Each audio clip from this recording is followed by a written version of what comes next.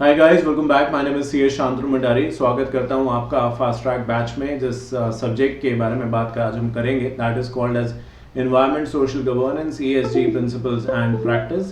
CS professional group 1 का ये सबसे पहला पेपर है और हम बात ऑब्वियसली यहाँ पे कर रहे हैं न्यू सिलेबस 2022 के बारे में। जैसे कि आप जानते हैं कि ऑलरेडी सारे ही सब्जेक्ट्स लाइक 1 to ऑल जितने भी 7 के 7 पेपर्स हैं ग्रुप 1 एंड ग्रुप 2 के अंदर, वो सारे डिटेल मोड में हमारे पास अवेलेबल हैं और फास्ट ट्रैक में भी उसमें सब्जेक्ट्स अवेलेबल हैं। तो आज ESG के बारे में मैं आपसे बात करूंगा और क्योंकि काफ़ी सारे बच्चे कह रहे थे कि इसका भी फास्ट ट्रैक बैच आना चाहिए, तो मुझे लगा कि क्यों नहीं, इसके बारे में भी डेफिनेटली आपकी मदद मैं कर सकता हूँ। तो मैं आपको बता देता हूँ क्योंकि ये पहली क्लास है और आज हम बातचीत करना स्टार्ट करेंगे। तो पहले तो आपको ये एश्योरेंस दे दूँ कि ये जो फास्ट ट्रैक बैच होगा इसमें मैं सारे टॉपिक कवर कराऊंगा। तो ऐसा नहीं होगा कि इसमें मैं सिर्फ इंपॉर्टेंट बात बता रहा हूँ और बाकी चीज़ें छोड़ दी कि ये छोड़ दो, ये एग्जाम में नहीं आएगा, ऐसा नहीं है। सारे टॉपिक्स में कवर कराऊंगा, पर जिस्ट में मतलब उसके हम कंसेप्शनल जो चीज़ें हैं वो तो हम पढ़ते जाएंगे और साथ साथ उसके बारे में जनरल बात भी करते जाएंगे, बट एक फास्ट ट्रैक मोड पे। तो आप इसको आराम से देख सकते हैं। इसकी बैच के अंदर मेरी पूरी कोशिश ये रहेगी कि कोई भी डिटेल ऐसी ना छूटे इसके अंदर जो कि रिलेवेंट हो, तो सब कुछ मैं आपको बताने वाला हूँ। And the best part is कि अगर मॉड्यूल में 20 चैप्टर हैं तो हमारे यहाँ पे भी इसके अंदर भी 20 ही होने वाले हैं, तो सब कुछ आपका कवर हो जाएगा और आपको ये नोट्स भी PDF के तौर पे मिलेंगे। तो आइए अब बातचीत करनी स्टार्ट करते हैं फास्ट ट्रैक मोड के अंदर, जिसमें जैसे कि मैंने कहा सब चीज़ें हम लोग कवर करने वाले हैं। और एक चीज़ और जो मुझे याद आ रही है, जो मुझे आपसे यहाँ पे शेयर करनी है, क्योंकि ये पहली क्लास है तो ये बताना ज़रूरी है कि ये जो पेपर है ये 3 भाग में या 3 पार्ट्स में डिवाइडेड है, 65, 20 एंड 15। तो इस तरीके से भी आप कह सकते हैं कि जो गवर्नेंस वाला पार्ट है वो सबसे लेंदी है और सबसे स्कोरिंग है, 65 मार्क्स का है। देर आफ्टर रिस्क मैनेजमेंट की बात आती है जो 20 मार्क्स का है, और जो आखिरी पार्ट हमारा बचता है सस्टेनेबिलिटी के ऊपर बातचीत जहाँ पे होती है, वो 15 मार्क्स का है। ये ICSI की तरफ से एक डिवीजन है, डिमार्केशन है between the different parts of this subject. तो चलिए अब एक एक करके हम सभी चीज़ों को कंप्लीट करेंगे, कवर करेंगे। पार्ट ए से आज हमारी बात जो है उसकी शुरुआत होगी। आप देख रहे हैं शांतनु एंड तान्या अकेडमी की क्लासेस और उसमें fast track batch of ESG environment social governance. चलिए, तो पहला चैप्टर हमारे सामने आता हुआ अब हम बात करेंगे conceptual framework of corporate governance. आखिरकार ये है क्या और कैसे काम करता है, इसके बारे में हम बात करेंगे। नाउ हमेशा की तरह जब भी हम कुछ भी स्टार्ट करेंगे, एक चीज़ मैं गोल्डन रूल बना देता हूँ यहाँ पे, और ये हमेशा मैं अपनी हर क्लास में फॉलो करता हूँ कि चैप्टर के बारे में तो हम जो बात करेंगे वो करेंगे जब चैप्टर में जाएंगे, बट उससे पहले एक जिस्ट आपको बताता हूँ जिसके ज़रिए एक इन्फॉर्मेशन की पूरे उस चैप्टर में हम क्या क्या पढ़ने वाले हैं, जिससे कि आपको थोड़ा एक आइडिया लग जाए। तो देखिए, ये कॉर्पोरेट गवर्नेंस के ऊपर चैप्टर है जहाँ पे कॉर्पोरेट गवर्नेंस क्या है, कहाँ से आई, क्यों चाहिए, और इंडिया में कॉर्पोरेट गवर्नेंस को लेके क्या हो रहा है, बाकी देशों में कॉर्पोरेट गवर्नेंस को लेके, वर्ल्ड के अलग अलग बड़े बड़े देशों को में कॉर्पोरेट गवर्नेंस कैसे फॉलो करी जा रही है उसके बारे में हम बात करेंगे। जहाँ पे ऑस्ट्रेलिया से लेकर सिंगापुर, साउथ अफ्रीका, बहुत सारी कमिटीज़ भी होंगी, उसके बारे में मैं आपको बताता चलूँगा बहुत ही ईजी तरीके से। क्योंकि जब भी कमेटी का नाम सामने आता है, ये कमेटी, वो committee, King committee, Greenbury committee, Cadbury committee, अरे यार ऐसा लगता है यार बोरिंग चीज़ है, बट ऐसा मैं होने नहीं दूंगा। आपको लाइवली फील कराता रहूँगा क्लास के दौरान। चलिए, सो कॉर्पोरेट गवर्नेंस के बारे में बात करते हैं। ये पिक्चर्स आपके एक तरीके से इसलिए डाली है मैंने कि आपको और मज़ा आता रहे बीच बीच में, क्योंकि ये भी बहुत स्ट्रॉन्ग मैसेज कन्वे करती हैं। चलिए शुरुआत हम करते हैं कॉर्पोरेट गवर्नेंस के बारे में। सबसे पहला टॉपिक है meaning and definition of corporate governance. कोई आपसे पूछे भाई कॉर्पोरेट गवर्नेंस क्या है, यहाँ तो ये पूछा जा रहा है, पर आपसे कोई ये पूछे कि भाई अच्छा इंसान बनने की क्या डेफिनेशन है, तो आप अच्छे इंसान की डेफिनेशन में उसको कुछ कैरेक्टरिस्टिक्स गिना देंगे, बट जो आप कैरेक्टरिस्टिक्स गिनाएंगे वो अपने आप में पूरी नहीं होंगी। किसी और से पूछेंगे तो वो उसके डिफरेंट वर्ड्स बता सकता है, कुछ उसमें 2-3 चीज़ें और ऐड भी कर सकता है। हो सकता है कि नहीं हो सकता? तो यही कॉर्पोरेट गवर्नेंस के साथ भी कि जहाँ जहाँ आप जाएंगे दुनिया में, वो अलग अलग वर्ड्स में तो बोली जाएगी, बट सही तरीके से बिजनेस करना, ट्रांसपेरेंसी, एक्यूरेसी, सस्टेनेबल तौर पे बातचीत करना, और जो भी रेगुलेटर्स हैं उनके बनाए हुए जो कायदे कानून है उनको मानना, वो कॉर्पोरेट गवर्नेंस है। अब चाहे इनको 4-5 वर्ड्स में कह दीजिए, चाहे इसके ऊपर आप पूरी किताब लिख दीजिए, बात यही इसी के आसपास होके घूमती रहेगी। तो पहले में यही कहा गया, ये बात यही कहा गया कि जो कॉर्पोरेट गवर्नेंस है वो बेसिकली लॉ को कंप्लाई करना है। जैसे कि आप बहुत बार सुनते हैं कि to comply the law in letter and spirit, यानी जो आप कह रहे हैं कथनी और करनी में फ़र्क नहीं होना चाहिए। मैं कह रहा हूँ कि भाई मैं अपनी कंपनी को बहुत ट्रांसपेरेंट तरीके से आगे बढ़ाता हूँ, सारे स्टेक होल्डर्स जितने भी हैं सभी के जो बनाए हुए कायदे कानून है, रेगुलेटर्स के मानता हूँ, तो ये दिखना चाहिए। एक तरफ आप ये कह रहे हैं, दूसरी तरफ स्टॉक एक्सचेंज से बुलावा आ रहा है, मीडिया में आपके खिलाफ कुछ गलत छप रहा है, तो वो सही नहीं है। तो हम यहाँ पे ये कह रहे हैं कि कहीं ना कहीं जो हम कह रहे हैं उसी तरीकों को जब चीज़ों को लागू करेंगे जिससे कि सभी का फायदा हो, किसी एक का नहीं। बिजनेस में कर रहा हूँ बट उसमें सबका फायदा हो, सारे के सारे स्टेक होल्डर्स का फायदा। और यहाँ पे कोई फायदा शॉर्ट टर्म नहीं है, क्योंकि क्या है, फ्रॉड किया, शॉर्ट टर्म फायदा उठा लिया। बट हम यहाँ पे सस्टेनेबल वो है जो कल भी था, आज भी है और आगे भी रहेगा। तो ऐसा कोई भी बिजनेस करने का तरीका जिससे कि एक्यूरेसी ज़्यादा हो, ट्रांसपेरेंसी ज़्यादा हो, कायदे कानून को फॉलो किया जाए और जिसका फायदा हम सबको मिले, वो कॉर्पोरेट गवर्नेंस है। ठीक है, उसके बारे में जब फर्दर बात करते हैं तो कहते हैं कॉर्पोरेट गवर्नेंस को इस तरीके से भी आप जान सकते हैं जहाँ पे आप लोगों के अकाउंटेबल है, लोगों को जवाब देने के लिए अकाउंटेबल है। क्योंकि जो भी आप लोगों से बात करते हैं, वादे करते हैं, एजीएम में वो सवाल पूछते हैं तो आप जवाब देंगे। ये भी कॉर्पोरेट गवर्नेंस का एक पैरामीटर है। ये नहीं कि अपनी बात कह देना, वन वे कम्युनिकेशन, बस ये कह दिया बात खत्म, नहीं। यहाँ पे सब तरीके की बात होगी। आप बात रखेंगे तो सामने वाले को भी अपॉर्चुनिटी मिलनी चाहिए कि उसको क्रॉस क्वेश्चन कर पाए। ये भी कॉर्पोरेट गवर्नेंस का एक पार्ट है।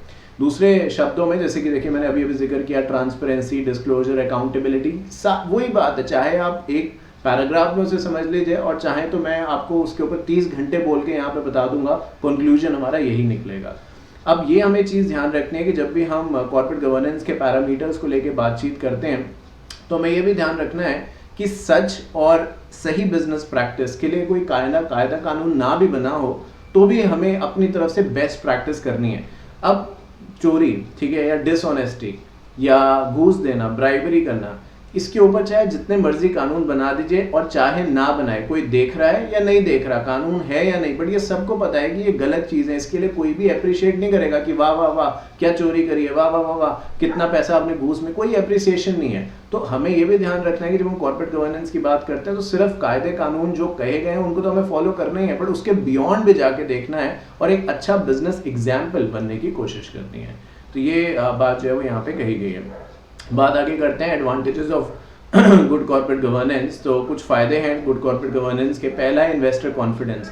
भाई नॉर्मल सी बात है, आप अच्छी कंपनी बनोगे तो इन्वेस्टर तो है आप पे विश्वास दिखाएगा, क्योंकि देखो वो पैसे लेके घूम रहा है, वो इधर भी जा रहा है इधर भी जा रहा है, उसको तो शेयर्स लेने हैं या डेट इंस्ट्रूमेंट में पैसा लगाना है। दुनिया भर की कंपनीज में वो ढूंढ रहा है और हर कोई चाहेगा, चाहे मैं हूँ चाहे आप हो, कि बेस्ट कंपनी में पैसे लगाऊं जिससे कि मेरा पैसा सिक्योर हो।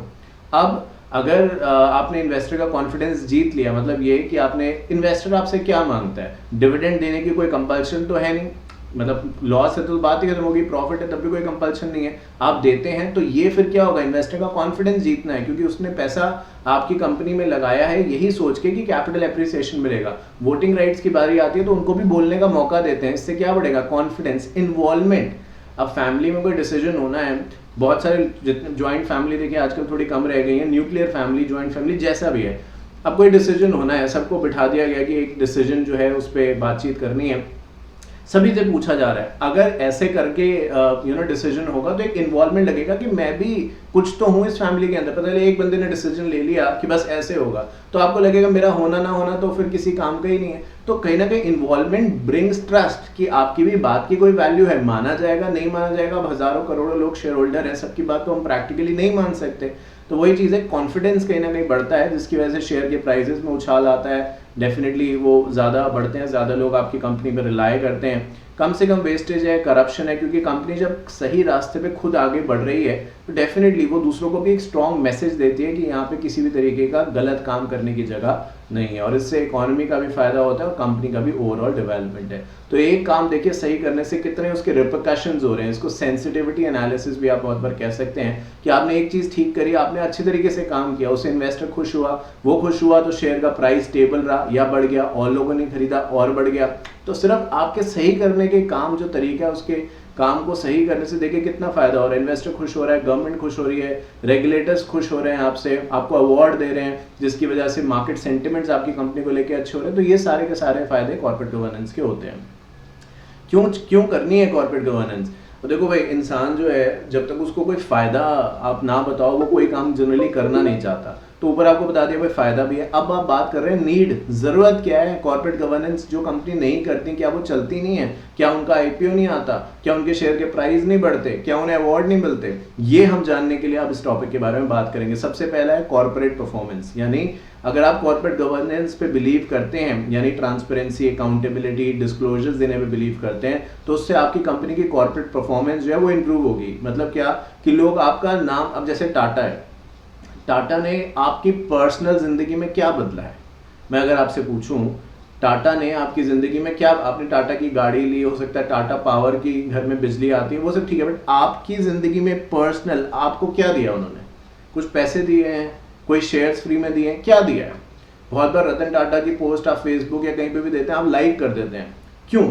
उन्होंने कुछ आपको पर्सनली जानते हैं, उन्होंने कुछ ये कहा है आपको कि नहीं, ऐसा कुछ भी नहीं है। मेजॉरिटी लोगों के साथ तो ऐसा कुछ नहीं है, बट फिर भी वो उन्हें अपना आइडल मानते हैं। क्यों? क्योंकि उन्होंने देश के लिए बहुत काम किया है, उन्होंने इकोनॉमी के लिए बहुत काम किया, उनका नाम कभी भी गलत चीजों में नहीं जोड़ा गया। यही तो है। तो यही है ना कॉर्पोरेट परफॉर्मेंस। जब हम कॉर्पोरेट गवर्नेंस की बात करते हैं, क्यों चाहिए, तो कहते हैं उससे आपकी परफॉर्मेंस इंप्रूव होती है। अगर सही कायदे कानून हम फॉलो करेंगे तो हर जगह हमारी रिस्पेक्ट होगी। हमारा नाम जो है, हमारा जिसको आप गुडविल कहते हैं, ट्रेडमार्क कहते हैं, वो अगर आज टाटा आइसक्रीम बनाए, कोई लेना देना नहीं है, टाटा की आइसक्रीम नहीं है, बट अगर उस पर लग गया टाटा, तो ये जितनी भी कंपनी है सब पीछे हो जाएंगी। क्यों? क्योंकि वो टाटा की आइसक्रीम, जबकि उसको तो कुछ नहीं पता भी आइसक्रीम के बारे में क्या होता है, कि वो तो हैवी मशीन्स में डील करता है, बट अब अगर वो बेच रहा है आइसक्रीम तो कुछ तो होगा, ट्रस्ट। दूध बनाना शुरू कर दे टाटा, लोग लेंगे। क्यों? क्योंकि भाई उसका इस तरीके का रिकॉर्ड रहा है। फिर एनहांस इन्वेस्टर ट्रस्ट, ये वही एक से दूसरे पॉइंट रिलेटेड है कि अगर कॉर्पोरेट गवर्नेंस आपकी अच्छी है तो इन्वेस्टर का ट्रस्ट आप पे बढ़ेगा। कुछ भी बेचना चाहेंगे, कोई भी बात कहेंगे, वो आपकी बात पे विश्वास करेगा। किसी साल डिविडेंड नहीं भी देंगे ना, तब भी खुशी खुशी मान जाएगा। दूसरी कंपनी में लोग नाराज हो जाएंगे, ऐसे क्यों वैसे क्यों, पर आपकी कंपनी में नहीं होंगे, क्योंकि हमेशा आप करते आए हैं, डिविडेंड देते आए हैं, सबको रिस्पेक्ट से ट्रीट करते आए, डिग्निटी से ट्रीट करते आए। सिर्फ इस बार डिविडेंड नहीं दे रहे, वो भी इसलिए क्योंकि जो पैसा आप बचा रहे हैं वो किसी बेहतर प्रोजेक्ट में लगा रहे हैं, जिससे कि आगे फ्यूचर प्रोस्पेक्ट्स बेहतर हो सकते हैं। तो लोग डेफिनेटली आपको सपोर्ट करेंगे। अब जब देश में इतनी वाहवाही हो रही है, तो फिर अगर मान लीजिए मैं टाटा एडीआर इशू करे, जीडीआर इशू करे, नहीं लेगा कोई क्या बात? बिल्कुल लेगा। ये सिर्फ मैं एक एग्जांपल ले रहा हूँ टाटा का, ऐसे बहुत सारी कंपनी, बहुत सारे नाम हो सकते हैं, बट मैं एग्जांपल वो लेना चाहता हूँ जो कि आपसे मैं कनेक्ट कर पाऊँ और आपको समझा पाऊँ, इसलिए मैं ये एग्जांपल ले रहा हूँ। तो डिपॉजिटरी रिसीट, अब इंडिया में क्या अभी टाटा टेक्नोलॉजीज का आईपीओ आया, क्या कितना टाइम ओवर सब्सक्राइब्ड हुआ? किसी से भी पूछते तो वो हर कोई लेने के लिए ऑलमोस्ट तैयार है। कोई होगा शायद जो मना कर रहा है, बट लेने के लिए सब तैयार है, क्योंकि पता है कोई दिक्कत है ही नहीं, इस चीज में कोई बात है ही नहीं। तो यही चीज यहाँ पे भी है कि ओवरऑल इंडिया में ही नहीं, दुनिया भर में रेपुटेशन बनेगी उसकी। और आप देखिए कितने सारे देशों में वो काम करते हैं, और कभी आपने सुना नहीं होगा कि ऐसा हो गया। अब देखो बिजनेस जो है उसमें अप्स एंड डाउन चलते रहते हैं, बट हमारी कोशिश ये है कि फिर भी हम उसको ट्रांसपेरेंसी से कंडक्ट करें। तो वही बात यहाँ पे कही गई कि बाहर से भी कहीं ना कहीं अच्छी आपको रेपुटेशन, या बाहर से भी आपको सपोर्ट मिलेगा, बाहर मतलब फॉरेन कंट्री से। करप्शन, क्योंकि आप खुद इतना अच्छा स्टैंडर्ड मेंटेन करते हैं चीज़ों का, तो नॉर्मल सी बात है, ना मैं खुद गलत करूंगा ना मैं किसी और को करने दूंगा। दूसरा तरफ क्या है कि मैं भी गलत कर रहा हूँ और स्टाफ भी गलत कर रहा है, तो कोई किसी को कह नहीं सकता भैया हम दोनों ही एक ही जैसे हैं तभी एक साथ है। अब यहाँ पे मैनेजमेंट जो है वो एकदम पाक है, एकदम साफ है, एकदम ट्रांसपेरेंट है, तो वो कह रहे हैं ना मैं गलत करूंगा ना आपको करने दूंगा। तो ये भी एक कॉर्पोरेट गवर्नेंस की जो नीड है उसमें पॉइंट शामिल हो जाता है कि कॉर्पोरेट गवर्नेंस इसलिए भी जरूरी है क्योंकि उसके जरिए आप करप्शन को हटा सकते हैं। उसके बाद reduce risk of corporate crisis scandal, क्योंकि करप्शन से ही ये पॉइंट लिंक है। अगर करप्शन नहीं होगा या कम से कम होगा तो स्कैंडल्स वगैरह के चांसेस, स्कैंडल मतलब स्कैम, घोटाले, है ना, इनके चांसेस डेफिनेटली बहुत कम हो जाएंगे। बात करते हैं scope of good corporate governance. अब ध्यान रखना, देखो एग्जाम में नीड अलग है, स्कोप अलग है, उल्टा मत कराना। मतलब बहुत बार पूछा जाता है स्कोप ऑफ कॉर्पोरेट गवर्नेंस, बच्चा कह रहा है अरे ये तो मैंने पढ़ा है, अरे हाँ ये तो पढ़ा है मैंने पढ़ा है, धड़ धड़ धड़ लिखने लगता है, बाद में रियलाइज होता है मैं तो नीड लिखाया, पूछा स्कोप था, और फिर कहते हैं मार्क्स नहीं दिए।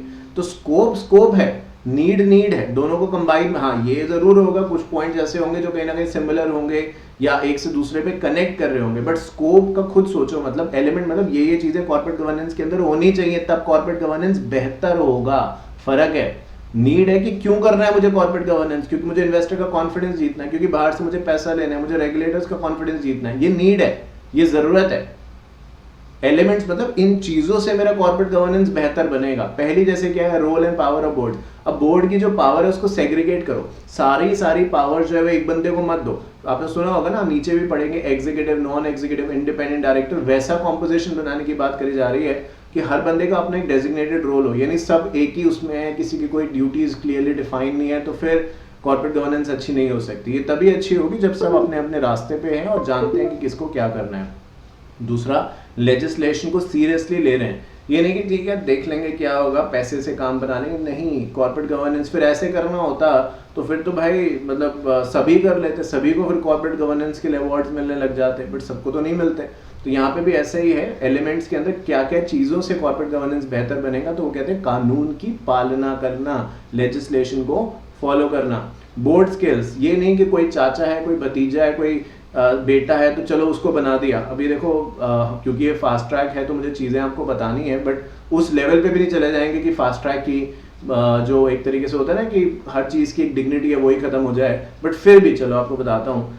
अभी आनंद अंबानी प्री वेडिंग तो देखी होगी ना आपने, वो चल रहा था, सब कौन ही था जो नहीं आया था वहाँ पर। मुझे लगता है ये आइडेंटिफाई करना मुश्किल है, ऑलमोस्ट जिसको आप जानते थे और नहीं जानते थे सबकी फोटो आपने देखी होगी।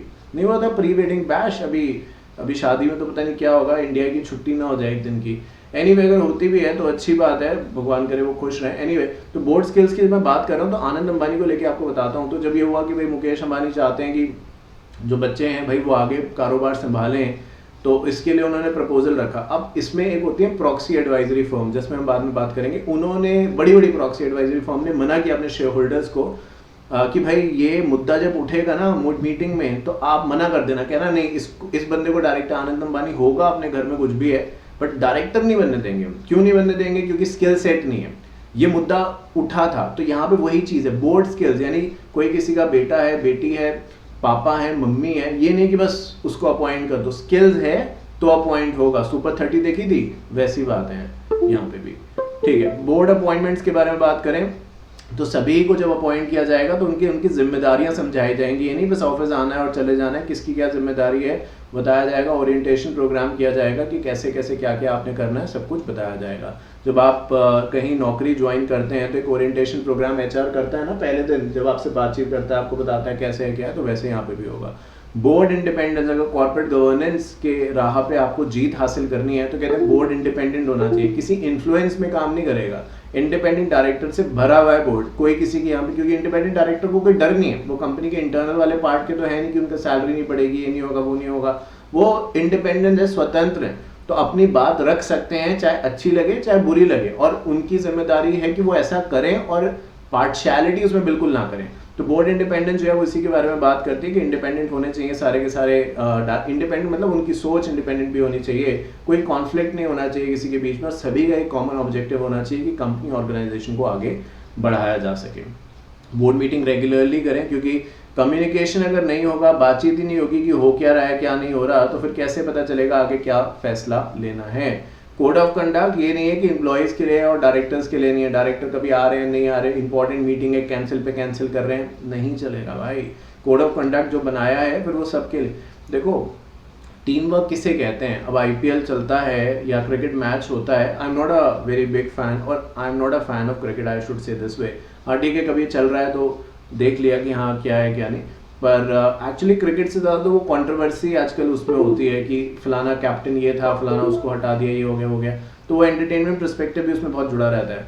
एनीवे तो टीम वर्क है। अब कोई ये सोचे XYZ कोई भी प्लेयर कि मैं अकेले अपने दम पे टीम को जिता लूंगा, वो रेयर होगा, हुआ भी है, रेयर होगा, हर बार नहीं होगा, पर टीम कलेक्टिवली जब काम करेगी तो ज्यादा चांसेस हैं कि वो जीत पाएगी। तो कोड ऑफ कंडक्ट भी सबके ऊपर लागू होगा, एक जैसा लागू होगा, ये नहीं कि ये जूनियर है, ये सीनियर है, ये सुपर सीनियर, नहीं कह रहे हैं। कोड ऑफ कंडक्ट प्रिस्क्राइब करेगा क्या करना है क्या नहीं करना, और सबको मानना है। अगर चाहते हैं कि कॉर्पोरेट गवर्नेंस जो है वो इम्प्रूव हो ऑर्गेनाइजेशन का, तो ये सारे के सारे फैक्टर्स आपको फॉलो करने हैं। उसके बाद कुछ कमेटीज भी आप बनाते हैं जो कंपनीज एक्ट एंड LODR के हिसाब से बनाई जाती हैं, आपने वहाँ पे भी पढ़ा होगा और एक्सटेंसिवली पढ़ा होगा इनका कॉम्पोजिशन क्या है, कैसे बनती है, जैसे कि audit committee and risk management committee.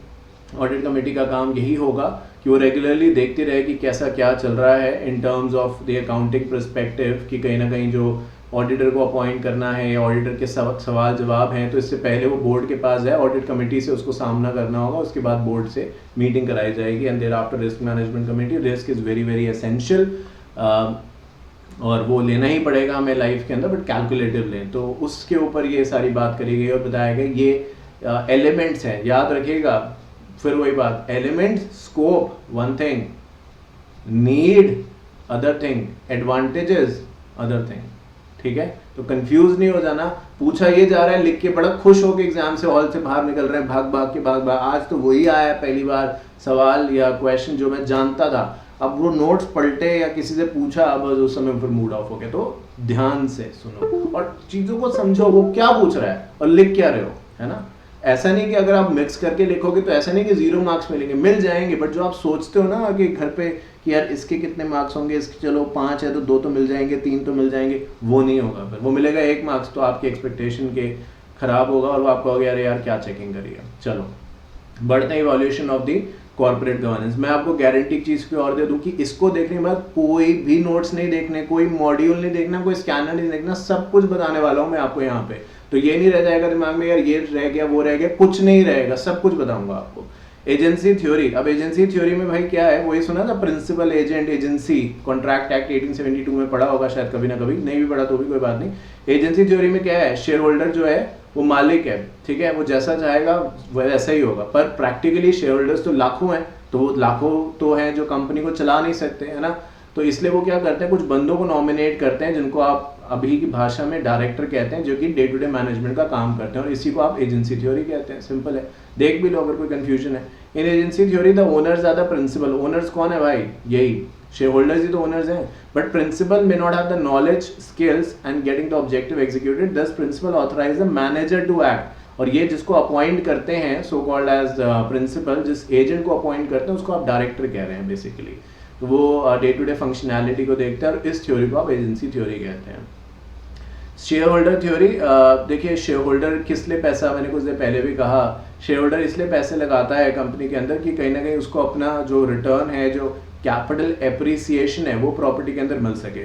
तो यही कह रहे हैं कि कहीं ना कहीं जिम्मेदारी बनती है जिन लोगों के हाथ में शेयर होल्डर्स ने कंपनी की बागडोर सौंपी है, उसको चलाने का जिम्मा दिया है, ये उनकी जिम्मेदारी बनती है कि शेयर होल्डर्स की वेल्थ जो है उसको बढ़ाया जा सके और हर तरीके से कोई भी कॉन्फ्लिक्ट वगैरह अवॉइड किया जा सके और ऐसे डिसीजन लिए जाएं जिसमें सभी का कलेक्टिवली फायदा हो। पता चले डायरेक्टर अपने ही फायदे के लिए काम करते जा रहे हैं कि हाँ ये वाला कॉन्ट्रैक्ट चलो इसमें मेरा कितना फायदा है, हर बात में मेरा कितना फायदा है, मेरा कितना फायदा है, वो नहीं चलेगा भाई। जिसने अपॉइंट किया है फायदा उसका होना चाहिए, और उसका भी क्या, पूरी कंपनी का होगा तो सबका ही होगा फायदा। कंपनी का होगा, शेयर होल्डर्स का होगा, तो तनख्वाह भी तो बढ़ेगी कि नहीं बढ़ेगी।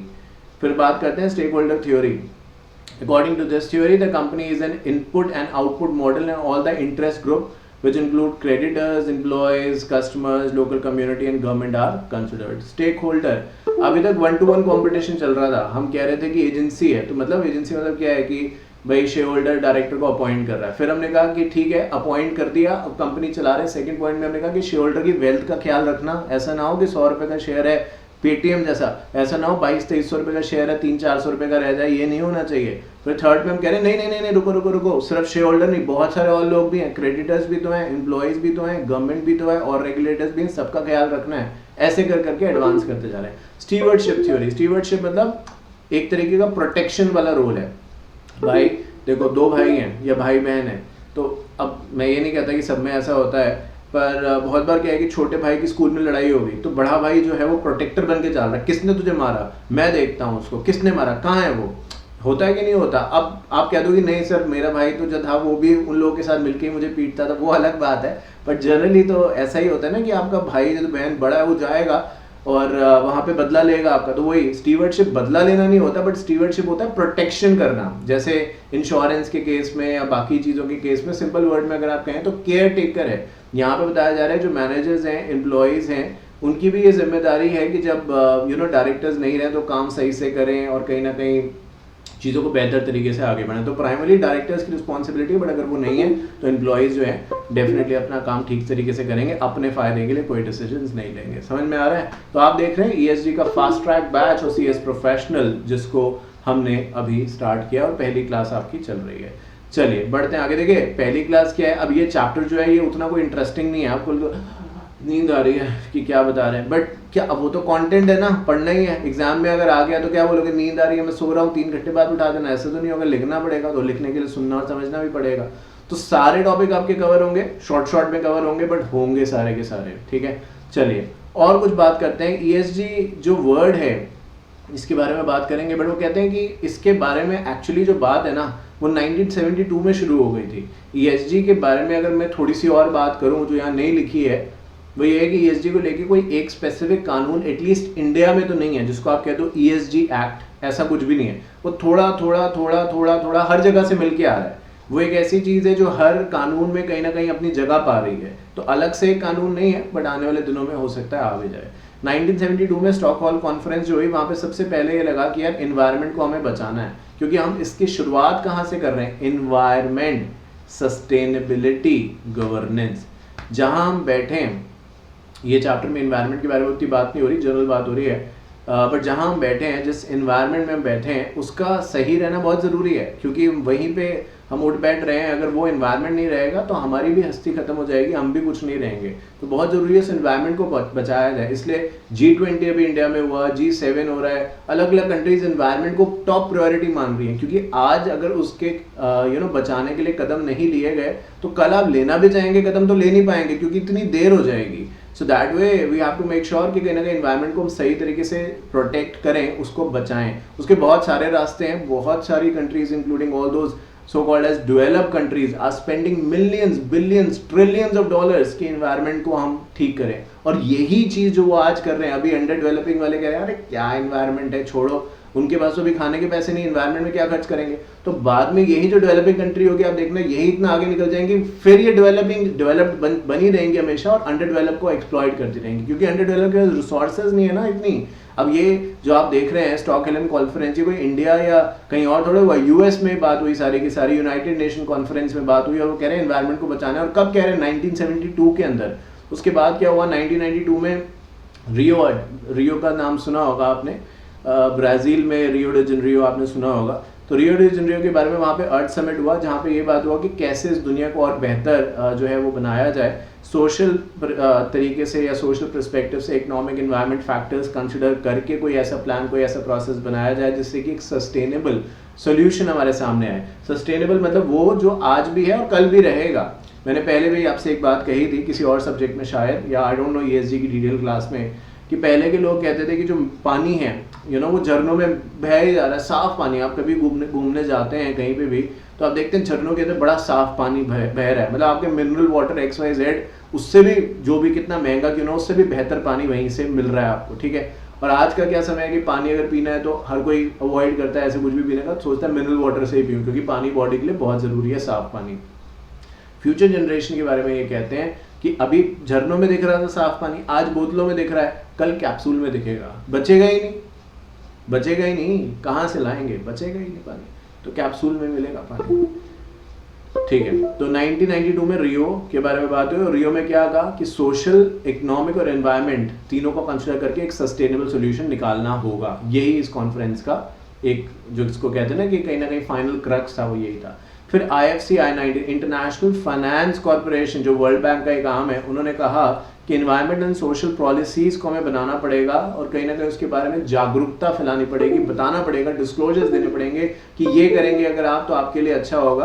तो ये सब इंटरनेशनल लेवल पे बातचीत चल रही है, और कह रहे हैं कि दुनिया में ये बदलाव लाने होंगे। मतलब पहले तो कोई भी एग्जीक्यूशन करने से पहले प्लान बनाना पड़ता है ना, तो ये प्लानिंग फेज चल रहा है कि हम ये करें, ये करें, ये करें, और इसमें कुछ चीज़ें जो है वो इम्प्लीमेंट होती जा रही हैं। उसके बाद OECD आया, organisation of economic cooperation and development, तो उन्होंने एक एडहॉक कमेटी बना दी उसी समय, एडहॉक मतलब लगातार उसी समय ऑन द स्पॉट, जिसका काम ये था कि वो कहीं ना कहीं non binding principle importing the views of members countries of the issue. तो कहते हैं जो OECD इस्टेब्लिश किया गया, तो उसने एक टास्क फोर्स बनाई जिसका काम था कि कॉर्पोरेट गवर्नेंस के ऊपर बातचीत करें। तो अब आप देख रहे हो कि हम कहीं ना कहीं हर फैक्टर को कंसिडर कर रहे हैं। कोई इन्वायरमेंट, सबसे पहली बात स्टॉकहोल्म में इन्वायरमेंट कोई, रियो के बारे में क्या, सोशल, इकोनॉमिक, इन्वायरमेंट, इनके ऊपर बातचीत होने लग गई। IFC में जब हम आए तो हमने कहा कि कहीं ना कहीं इन्वायरमेंट और सोसाइटी पर्सपेक्टिव से बातचीत करनी है, लोगों को जागरूक करना है। उसके बाद OECD में आए तो कहते हैं एक टास्क फोर्स बना दी जो कि कॉर्पोरेट गवर्नेंस पे काम करेगी। तो बेसिकली ये चीज़ अब क्या करनी है, अब देखो ये कमेटी के नाम अभी मैं आपको पढ़ा रहा हूँ, आगे 4-5 पेज जाएंगे आप भूल जाओगे, आपको लगेगा हाँ मैंने पढ़ा तो है बट क्या पढ़ा मुझे याद नहीं आ रहा। कॉमन है, नॉर्मल है। अगर आपके साथ ऐसा हो रहा है तो आप नॉर्मल हो, ठीक है। आपको याद रहता है सब कुछ तो कुछ गड़बड़ है, पर अगर आप भूल जा रहे हो थोड़ा थोड़ा तो नॉर्मल है, ये सबके साथ होता है। अब क्या करें हम इसके लिए?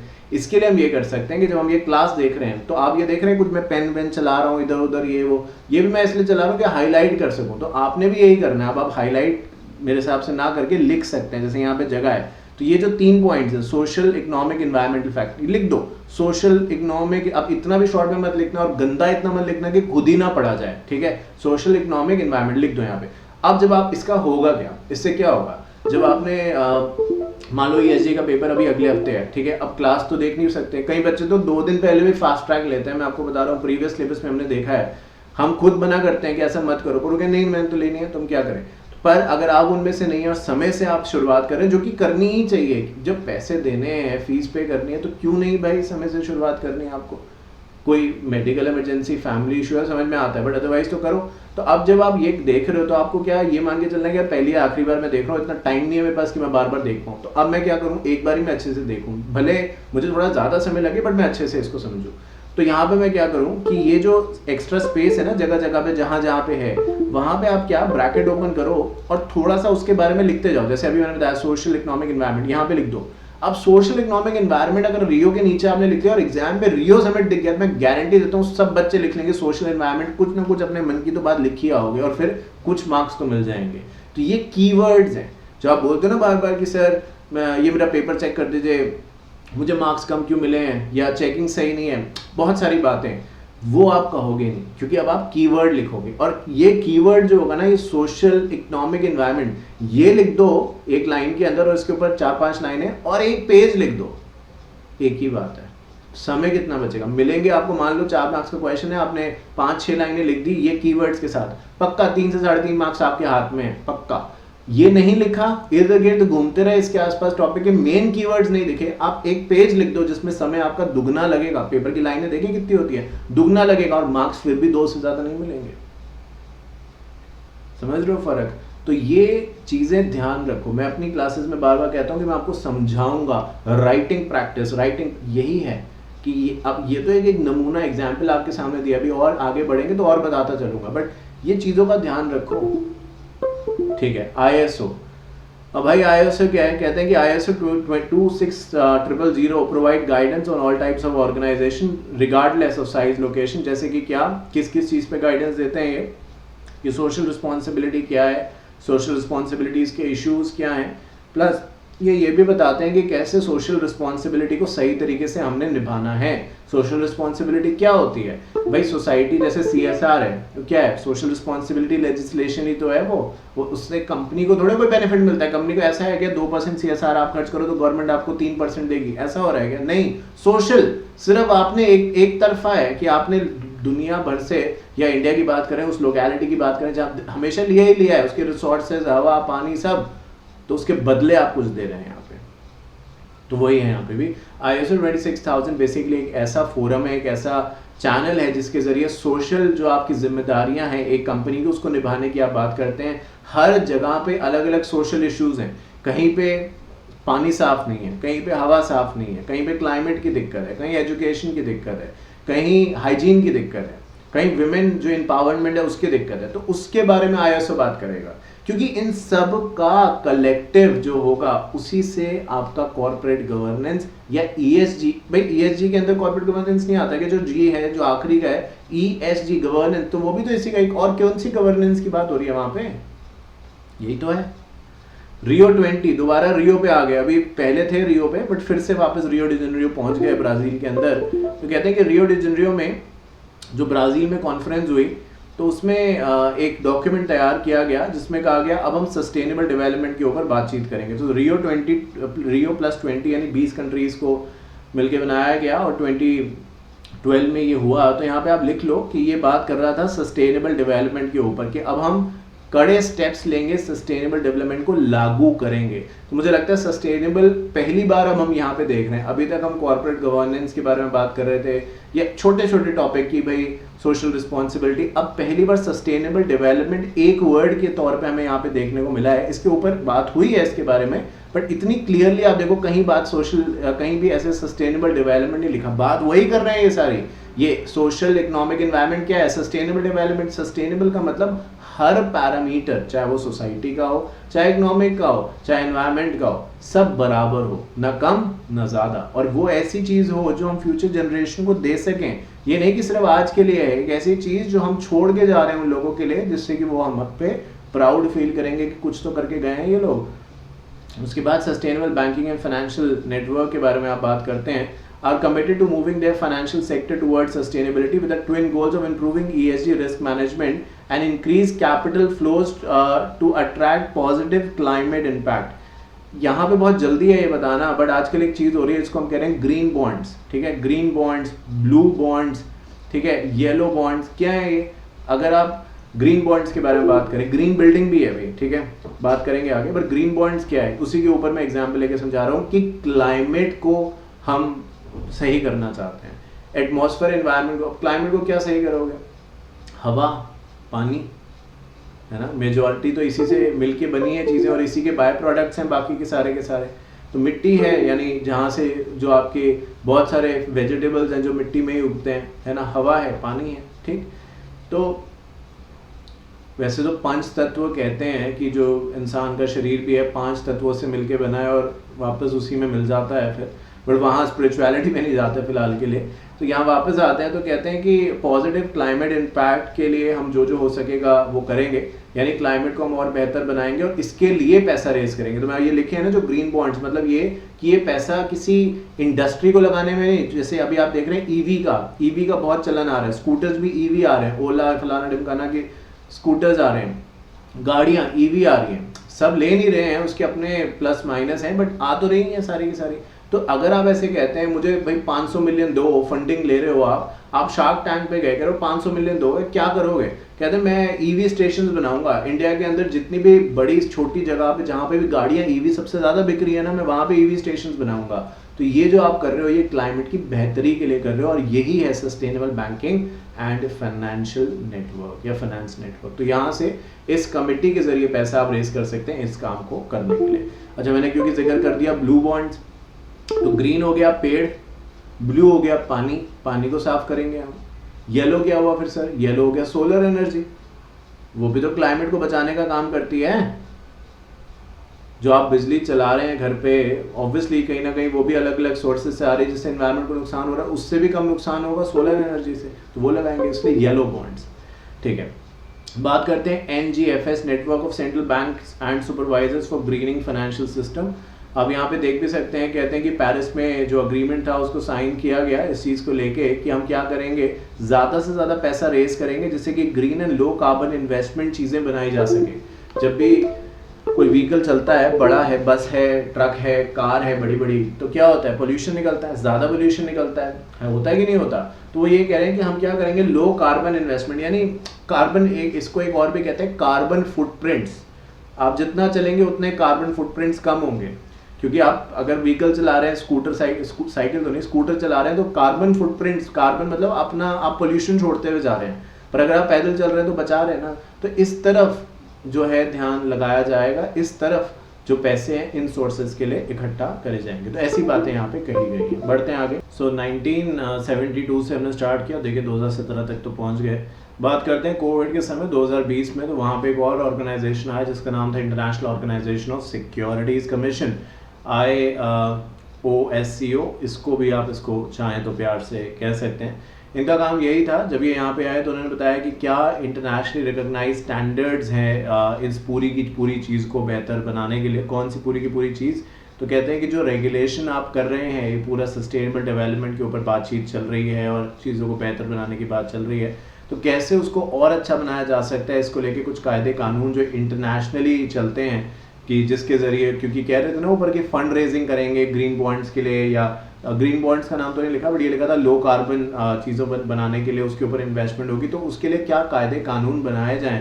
क्योंकि बहुत बार ऐसा होता है और हो सकता है कि लोग ये कहते हैं कि हाँ जी हम ग्रीन एनर्जी के ऊपर इन्वेस्ट करेंगे, पैसा तो ले लिया पर उसके बाद इन्वेस्ट वहाँ पे नहीं किया, तो फिर क्या होगा। तो ऐसे पूरी दुनिया में क्या कायदे कानून बनाए जाए जिससे कि लोग बेधड़क अपना पैसा, हार्ड एंड मनी जो है वो दे सकें ग्रीन एनर्जी के नाम पे। ऐसा ना हो कि लोग प्रमोटर्स ग्रीन एनर्जी के नाम पे पैसा लें और बाद में उसको ना लगाएं वहाँ पे। तो उसके ऊपर कायदे कानून बनाने की बात इसको के अंदर करी गई है। बात करते हैं IFRS के बारे में, इंटरनेशनल सस्टेनेबिलिटी स्टैंडर्ड बोर्ड। ये जो ISSB है बेसिकली ये एक ऐसी संस्था है जो कि पब्लिक इंटरेस्ट में बनाई गई, जिसका ऑब्जेक्टिव यही था कि कहीं ना कहीं वही वाली बात कि कैसे जो इन्वेस्टर्स हैं उसके इंटरेस्ट को प्रोटेक्ट किया जाए इस फाइनेंशियल मार्केट के अंदर। क्योंकि बहुत बार क्या होगा कि इन्फॉर्मेशन जो है, इन्वेस्टर्स को इन्फॉर्मेशन चाहिए कि वो कहाँ पैसा लगाएं और क्यों पैसे लगाएं, तो उसके पहले उनको पूरी जानकारी हो। और अगर ऐसा नहीं होता है तो फिर वो क्या स्टेप्स ले सकते हैं, इसके बारे में ये जो कमेटी है, यूँ कह दीजिए ये जो एसोसिएशन है वो बातचीत करता है। तो ऊपर के आप देखेंगे कुछ जो रेगुलेशंस थे या जो अग्रीमेंट थे या जो मीटिंग्स हुई, वो बेसिकली क्लाइमेट को, सस्टेनेबिलिटी को, इकोनॉमिक सोशल डेवलपमेंट के ऊपर बात करी थी। आखिरी की कुछ हमने देखी कि पैसे भी तो चाहिए, बातें करने से तो अकेले होगा नहीं, पैसा भी रेस करना है। तो पैसे कैसे रेस करें, क्या कायदे कानून बनाया जाए जिससे कि दुनिया भर में ये चीज़ें लागू करी जा सके, इसके बारे में आखिरी की कुछ बातों में आपको बताया गया। बात करते हैं एक बहुत ही चर्चित चीज़ के बारे में जो कि इंडिया में, अच्छा हाँ इंडिया में तो भाई आपको भी बधाई हो, अभी इसके बारे में हम बात भी करेंगे आगे। बधाई क्यों दे रहा हूँ मैं आपको, क्योंकि अभी पता है कि राम मंदिर अयोध्या में पूरा तो नहीं कह सकते बट यस बन गया है, लोग जा रहे हैं। पता नहीं आप गए हैं कि नहीं, मैं तो नहीं जा पाया अभी तक, पर जाना ज़रूर चाहता हूँ।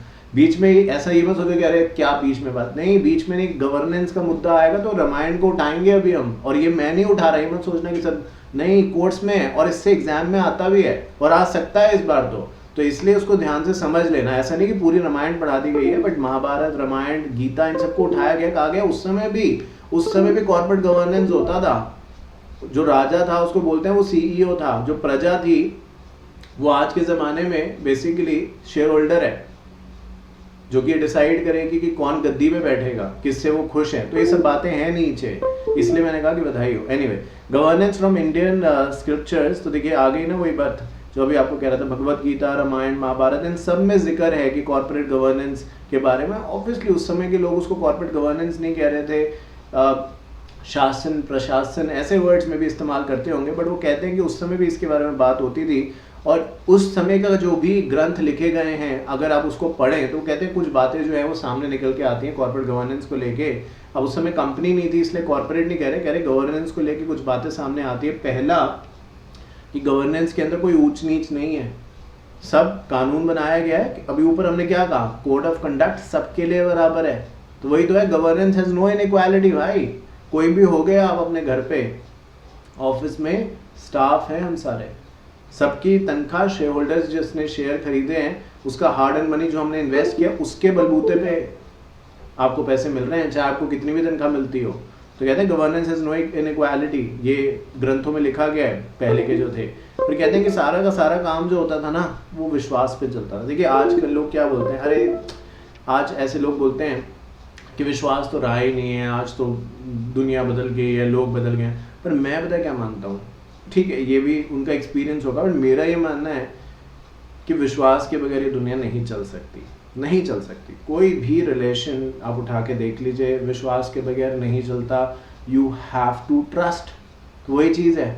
ये जो आजकल एक स्क्रीनशॉट वाला दौर चला है ना, अपनी बात को प्रूव करने के लिए, पता नहीं, मैं तो ये सोचता हूँ, हैरान होता हूँ कभी सोच के कि पता नहीं जब स्क्रीनशॉट नहीं था तो लोग अपनी बात को प्रूव, अपनी क्रेडिटेबिलिटी है ही नहीं, सब कुछ स्क्रीनशॉट पे। ये जो कह रहे हैं सामने वाला कहेगा स्क्रीनशॉट दो, मतलब अपने पे तो अब रहा ही नहीं भाई विश्वास। तो वैसे वाली तो म्यूचुअल ट्रस्ट एंड रिस्पेक्ट पे कहते हैं कि गवर्नेंस चलती है।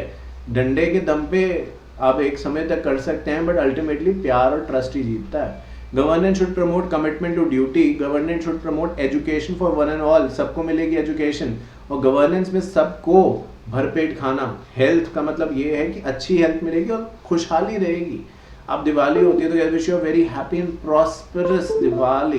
क्या होता है भाई प्रॉस्परस, क्या होता है प्रॉस्परस? मतलब कि पूरी खुशहाली से ये दिवाली आपकी भर जाए कोई भी चीज़ की कमी ना रहे, चाहे वो खाना है, चाहे वो पैसे हैं, चाहे और जो भी चीज़ें आपने मांगी सब आपको मिले, है ना, सब कुछ सही रहे, बढ़िया रहे।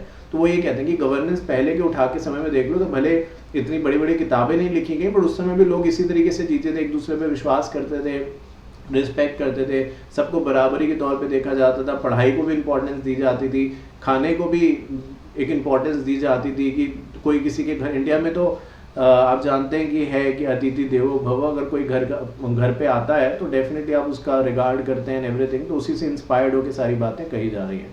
अब एक और बात, जो अब आप कभी तो डिमोटिवेट होते होगे ना लाइफ के अंदर, अगर नहीं होते तो बहुत अच्छी बात है, पर अगर होते हो तो इसको ज़रूर पढ़ लेना, मैंने आपके लिए ही लिखा है ये, और अपने लिए भी, क्योंकि मैं भी तो इंसान हूँ।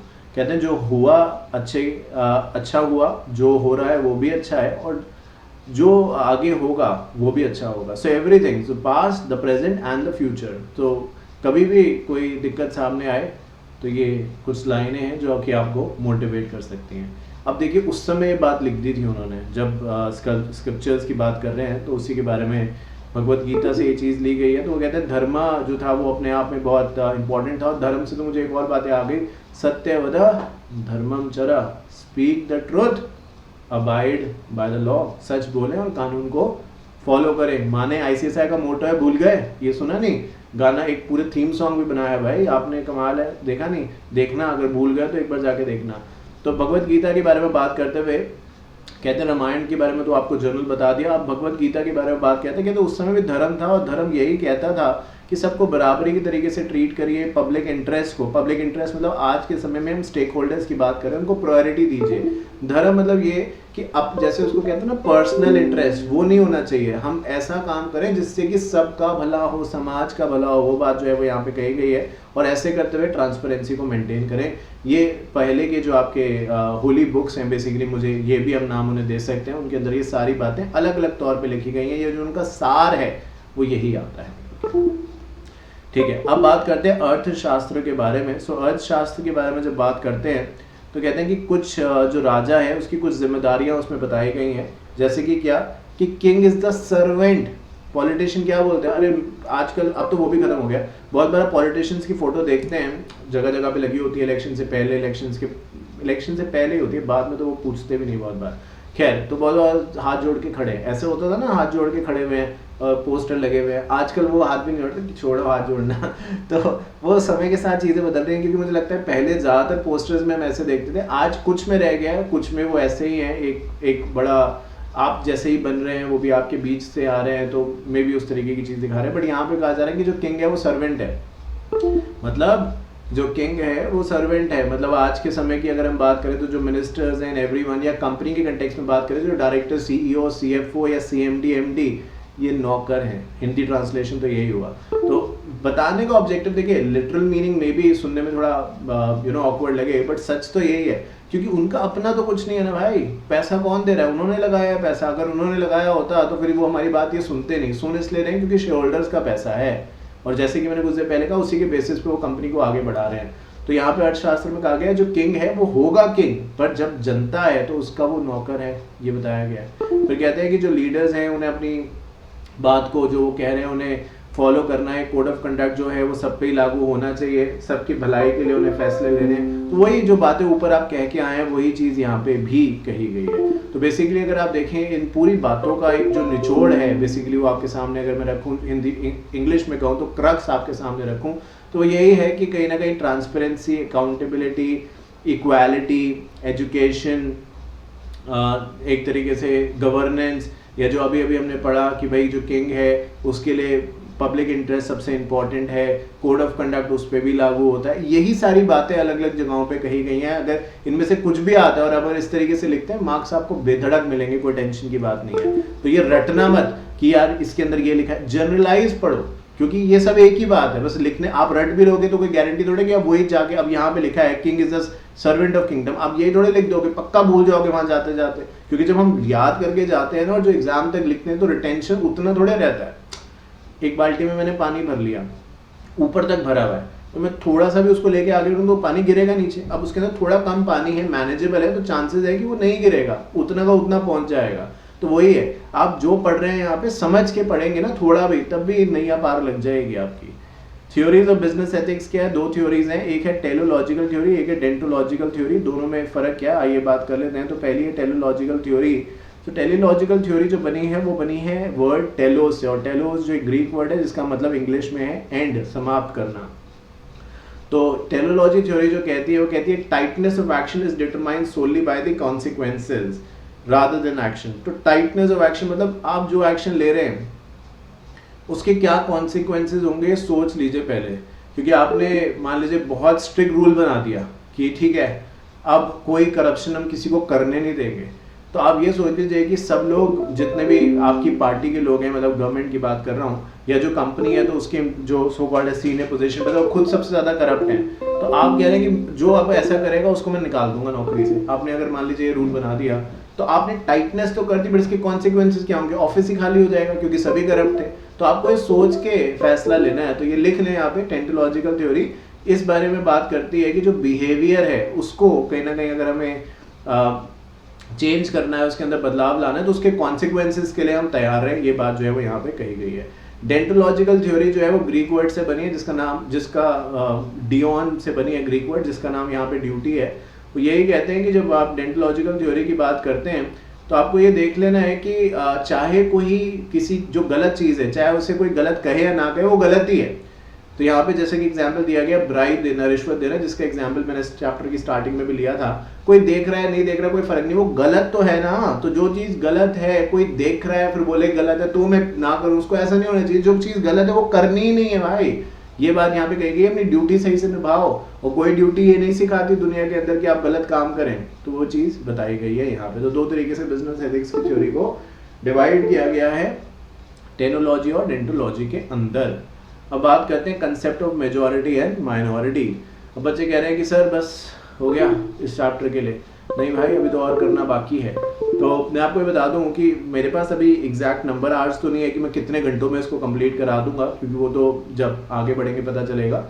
बट मैं आपको ये बता सकता हूँ कि आपको इसको देखने के बाद आपको लगेगा आपने सब कुछ पढ़ा है। आप मॉड्यूल उठा के देखेंगे ना, ये वाला टॉपिक है, ये वाला टॉपिक है, ये वाला टॉपिक है, ये वाला सब मिलेगा और उससे कुछ ज़्यादा ही बताऊंगा, कम नहीं बताऊंगा। तो जो बच्चे जल्दी जल्दी पढ़ना चाहते हैं वो फास्ट ट्रैक देख सकते हैं। जो आराम से पढ़ना चाहते हैं, एक एक चीज़ के बारे में पूरा डिटेल बातचीत चाहते हैं, और मैं डिटेल बातचीत में ये नहीं करता किसी भी क्लास के अंदर कि मैं आपको गाने सुना रहा हूँ या हंसी मजाक। ठीक है, थोड़ा बहुत बीच बीच में हो गया, बट इतना भी नहीं होगा कि उसी के ऊपर पता चला 15 मिनट क्लास में निकल गए। इतना टाइम नहीं है भाई। न मैं मानता हूँ स्टूडेंट का टाइम बहुत प्रेशियस है और मेरा भी बहुत प्रेशियस है। तो वहाँ पे उतना समय मैंने पढ़ाया है पूरा का पूरा, और यहाँ पे भी पढ़ा रहा हूँ, बट क्योंकि ये फास्ट ट्रैक है तो उस चीज़ को ध्यान में रखते हुए पढ़ा रहा हूँ।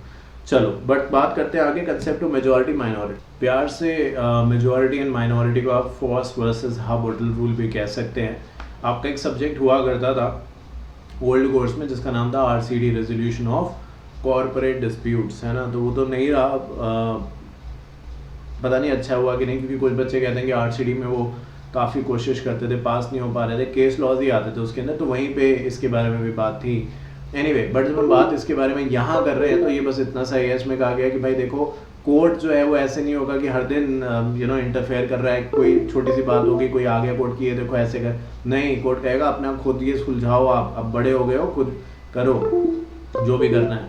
पर हाँ, अगर ये हो जाएगा कि पता कोर्ट के सामने सब्सटैंशियल एविडेंस आ जाए कि जो मेजॉरिटी है, क्योंकि जनरली क्या है majority wins, but substantial evidence आ जाए सामने जहाँ पे ये हो जाए कि मेजॉरिटी जो है वो माइनॉरिटी को सप्रेस करने की कोशिश कर रही है, उसको दबा रही है, तो फिर कोर्ट एक्शन लेगा। But only on those exceptional conditions. ऐसा नहीं कि हर बात में माइनॉरिटी वाले आ जाए कि देखो हमारे साथ ये करें, बोलो यार भागो यहाँ से। ठीक है, roots of corporate governance in Indian ethics, तो यही बात ऊपर हम कर रहे थे। अब आप देखिए कुछ भी आप उठा लीजिए इसके अंदर, जितनी भी यहाँ पे धार्मिक ग्रंथ जो है वो रखे गए हैं, चाहे भगवत गीता है, रामायण है, महाभारत है, उपनिषद हैं, कुछ भी आप उठा लीजिए, सबके अंदर आपको अलग अलग चीज़ें सीखने को मिलेंगी। बट बात वो अलग अलग भले शब्दों में करें, बट मतलब एक ही है। जैसे रामायण के बारे में बात करें तो उन्होंने एक राम राज्य का मॉडल रखा। राम राज्य मतलब वो है जिसमें कोई झूठ की जगह नहीं है, इज्जत सबकी है, सब प्रॉस्पेरिटी, जिसके बारे में कुछ देर बात कर रहे थे, कोई कमी किसी को नहीं है, स्पिरिचुअलिटी भी है उसके अंदर। सुनते हैं ना युग होते हैं, तो अभी कलयुग इस समय चल रहा है तो कलयुग चल रहा है इस समय, पता नहीं अब मैं उसके बारे में और क्या कहूँ आपसे। तो राम राज्य बेसिकली वो है जहाँ पे सब खुशहाली है, कोई पॉलिटिक्स एज सच नहीं है, और अगर है तो लोगों के भले के लिए है, लोगों को लड़ाने के लिए नहीं है, वो राम राज्य है। तो ऐसे ही बात करते करते यहाँ पे बताया गया कि इस तरीके का ऑर्गेनाइजेशन को भी फॉलो करना है जहाँ पे एक ट्रस्ट हो, एक विश्वास हो, एक डिग्निटी हो, एक रिस्पेक्ट हो, एक मन में ये हो कि मुझे दूसरे का भला करना है। तो दैट इज राम राज्य, और उसी से गुड कॉर्पोरेट गवर्नेंस की बात आगे बढ़ती है। भगवत गीता की बात करें तो वो ये बात करते हैं कि सेल्फलेस, मतलब ये नहीं कि आजकल दुनिया बहुत बार ये होता है कि मतलब ही है, आपका आपसे काम है तब तो आपके हैं सारे, और जब नहीं है तो आपको कोई नहीं पहचान रहा। तो ऐसा ना हो, कहीं ना कहीं सब लोग एक दूसरे की रिस्पेक्ट करें, सैक्रिफाइस पे बिलीव करें, नॉलेज हो, प्योरिटी ऑफ हार्ट हो, दिल साफ सुथरा हो, कोई छल कपट ना हो, दूसरे के भले के बारे में बात करें। अब बताइए इनमें से कौन सी ऐसी चीज़ है जो आप जानते नहीं हैं, या कौन सी ऐसी चीज़ है जो कि आज अच्छी नहीं मानी जाती। यही कुछ देर पहले कह रहे थे ना कि अभी जब हमने एथिक्स के कानून पढ़े तो कहते हैं कि एक डेंटोलॉजी, इस तरीके की बात मैंने आपको बताई। तो भाई जो गलत जो ड्यूटी है वो तो ड्यूटी है ही ना, ये इसके अंदर ये राजा की ड्यूटी है कि कोई भेदभाव ना हो, कोई लड़ाई ना हो, आपस में भाईचारा रहे। यही तो ये ग्रंथ आपको सिखा रहे हैं। ये कह रहे हैं कि हमारे अंदर जो भावना है वो साफ हो, दिल हमारा साफ हो, लोगों का भला करें, चैरिटी करें, योगा करें। ये सब बातें जो है वो उनके कोई ना कोई लॉजिक से बनाई गई हैं, और इसलिए बनाई गई हैं कि लोग सही तरीके से उसको माने और फुलफिल करें, प्रॉस्पर। देखिए वही लिखा था, duty of ruler and his cabinet is to enable people to be happy, pursue truth and act sincerely. तो जिंदगी का मजा लें पर किसी का दिल ना दुखाएं, ये बात भी आप कह सकते हैं। अच्छा, अब बात करते हैं Kautilya four folded duty of king. King की 4 जिम्मेदारियां हैं, और किंग यहाँ पे कौन है? CEO है, ठीक है। और मैंने यही कुछ देर पहले आपको यही बोला था, एग्जैक्टली ये बात बोली थी, तो अब आ गया कि किंग जो है, अगर बात करी जाए आज के ज़माने की, तो वो CEO या बोर्ड ऑफ डायरेक्टर्स है। और जो प्रजा है, भाई किंग पहले ज़माने के लिए हुआ तो प्रजा भी उसके साथ है। CEO, तो जो किंग पहले था एक तरीके से वो आज CEO है, जो प्रजा थी पहले वो आज हमारे so called shareholder, stakeholder है। अब किंग की क्या जिम्मेदारी बनती है उन लोगों के प्रति, ये बताया गया है यहाँ पे। पहला है रक्षा, रक्षा करें। रक्षा मतलब क्या होता है? बचाना, प्रोटेक्शन करना। तो उनको प्रोटेक्ट करें आप। प्रोटेक्शन का मतलब यहाँ पे ये नहीं है कि उनका पर्सनल मैटर में आप घुस रहे हो, उन्हें प्रोटेक्ट करें, नहीं। प्रोटेक्शन का मतलब बेसिकली यहाँ पे ये है कि जो उन्होंने आपको अपनी सो कॉल्ड पूंजी दी है, जमा पूंजी दी है, उसको सही से इस्तेमाल करें, उसे बचा के रखें। ये नहीं कि कहीं भी इन्वेस्ट कर रहे हैं, पता है कि नुकसान होगा तब भी इन्वेस्ट करें सोच के कि मेरा क्या जा रहा है, नहीं। वृद्धि, जो पैसा दिया उसको बढ़ाने, ग्रोथ की बात करें। ये नहीं कि कुछ भी कहीं पे भी इन्वेस्ट कर दिया इस तरीके से। पालना मतलब जो कंप्लायंस है, पालना मतलब बेसिकली हुक्म, ऑर्डर, जो कहा गया है उसको माने। तो जो कानून गवर्नमेंट ने बनाया है उसे माने। योगाक्षमा मतलब है वेलबींग की तरफ काम करें, लोगों का भी भला सोचें। ये नहीं कि सिर्फ अपना ही अपना है, पूरी दुनिया बस अपने से शुरू है, अपने पे ही खत्म है, ऐसे नहीं। दुनिया का भी सोचें, थोड़ा बहुत उनके लिए भी करें जो आप कर सकते हैं, है ना। तो ये बात जो है वो यहाँ पे कही गई है। 4 ड्यूटीज जो है वो आपके सामने रखी गई है, ठीक है भाई। बात करते हैं आगे, कॉर्पोरेट गवर्नेंस इंडिया में कैसे ये इसका जन्म हुआ और कब हुआ और किस लिए हुआ और आज क्या स्टेटस है, आइए इसके बारे में जानते हैं। तो इकोनॉमिक टाइम्स की खबर आपके सामने है, जो ये कहती है कि कुछ गैप्स दिख रहे हैं। इंडिया जो है, INC इंडिया जो कंपनीज हैं, इंडियन इनकॉर्पोरेटेड कंपनीज हैं, वो ESG के टैलेंट गैप के लिए स्ट्रगल कर रही हैं। मतलब क्या है कि अगर बोर्ड का अपॉइंटमेंट चल रहा है, किसी डायरेक्टर को अपॉइंट कर रहे हैं, तो उससे बाकी चीज़ पूछ रहे, धड़ धड़ जवाब दे रहा है, पर जब ESG पे कुछ भी सवाल पूछा जा रहा है नहीं बता पा रहे, मेजॉरिटी लोग नहीं बता पा रहे। तो कह रहे स्ट्रगल चल रहा है, ESG वाला टैलेंट इंडिया में मिल ही नहीं रहा है। अब कंपनीज क्या करेगी? कंपनी को तो कोई चलाएगा तभी तो वो चलेंगी ना, आर्टिफिशियल है, अपनी मर्जी से तो कर नहीं सकती।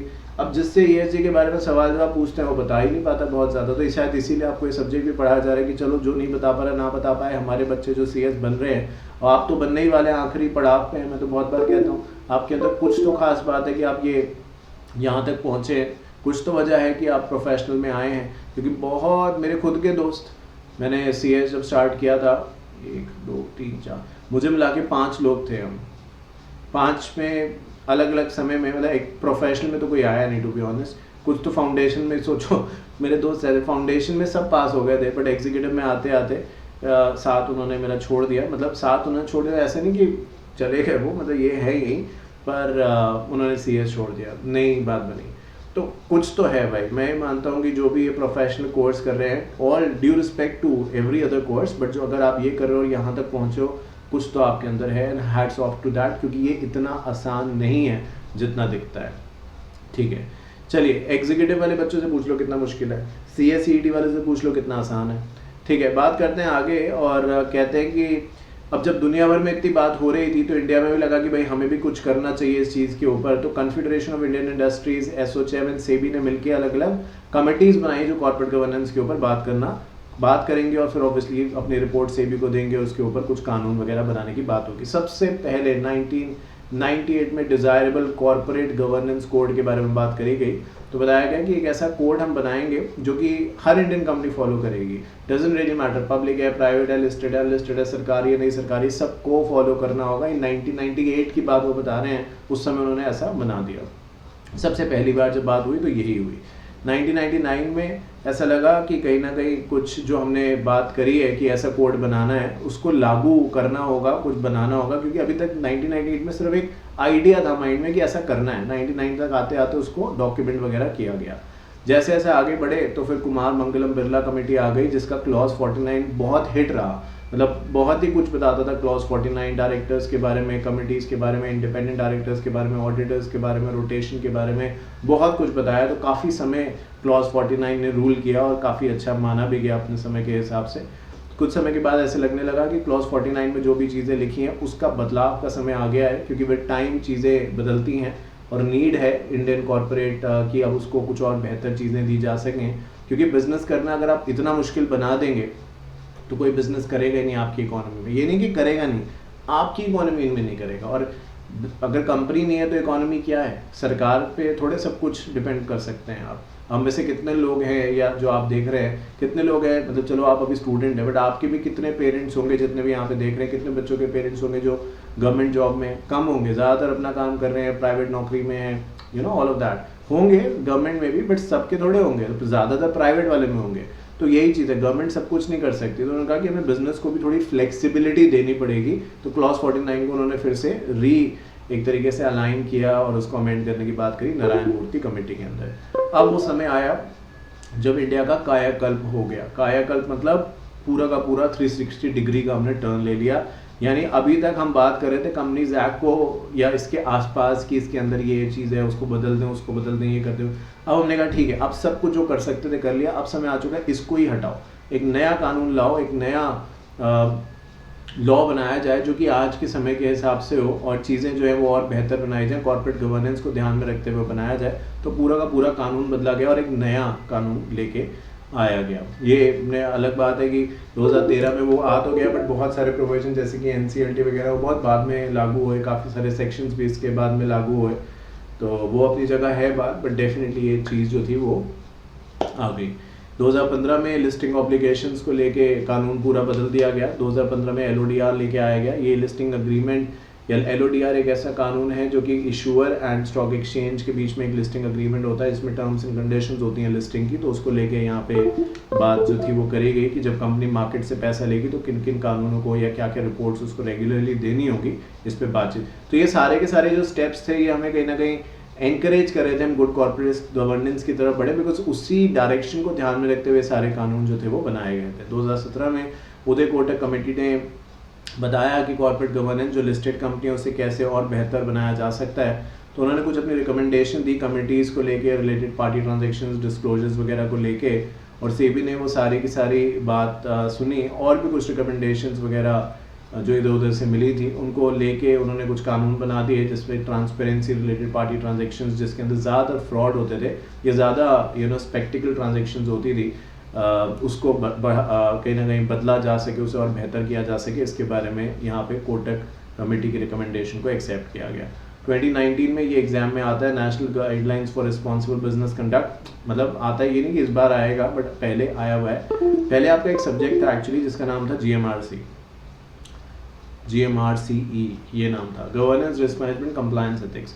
ये सब्जेक्ट और वो सब्जेक्ट में बहुत फ़र्क है।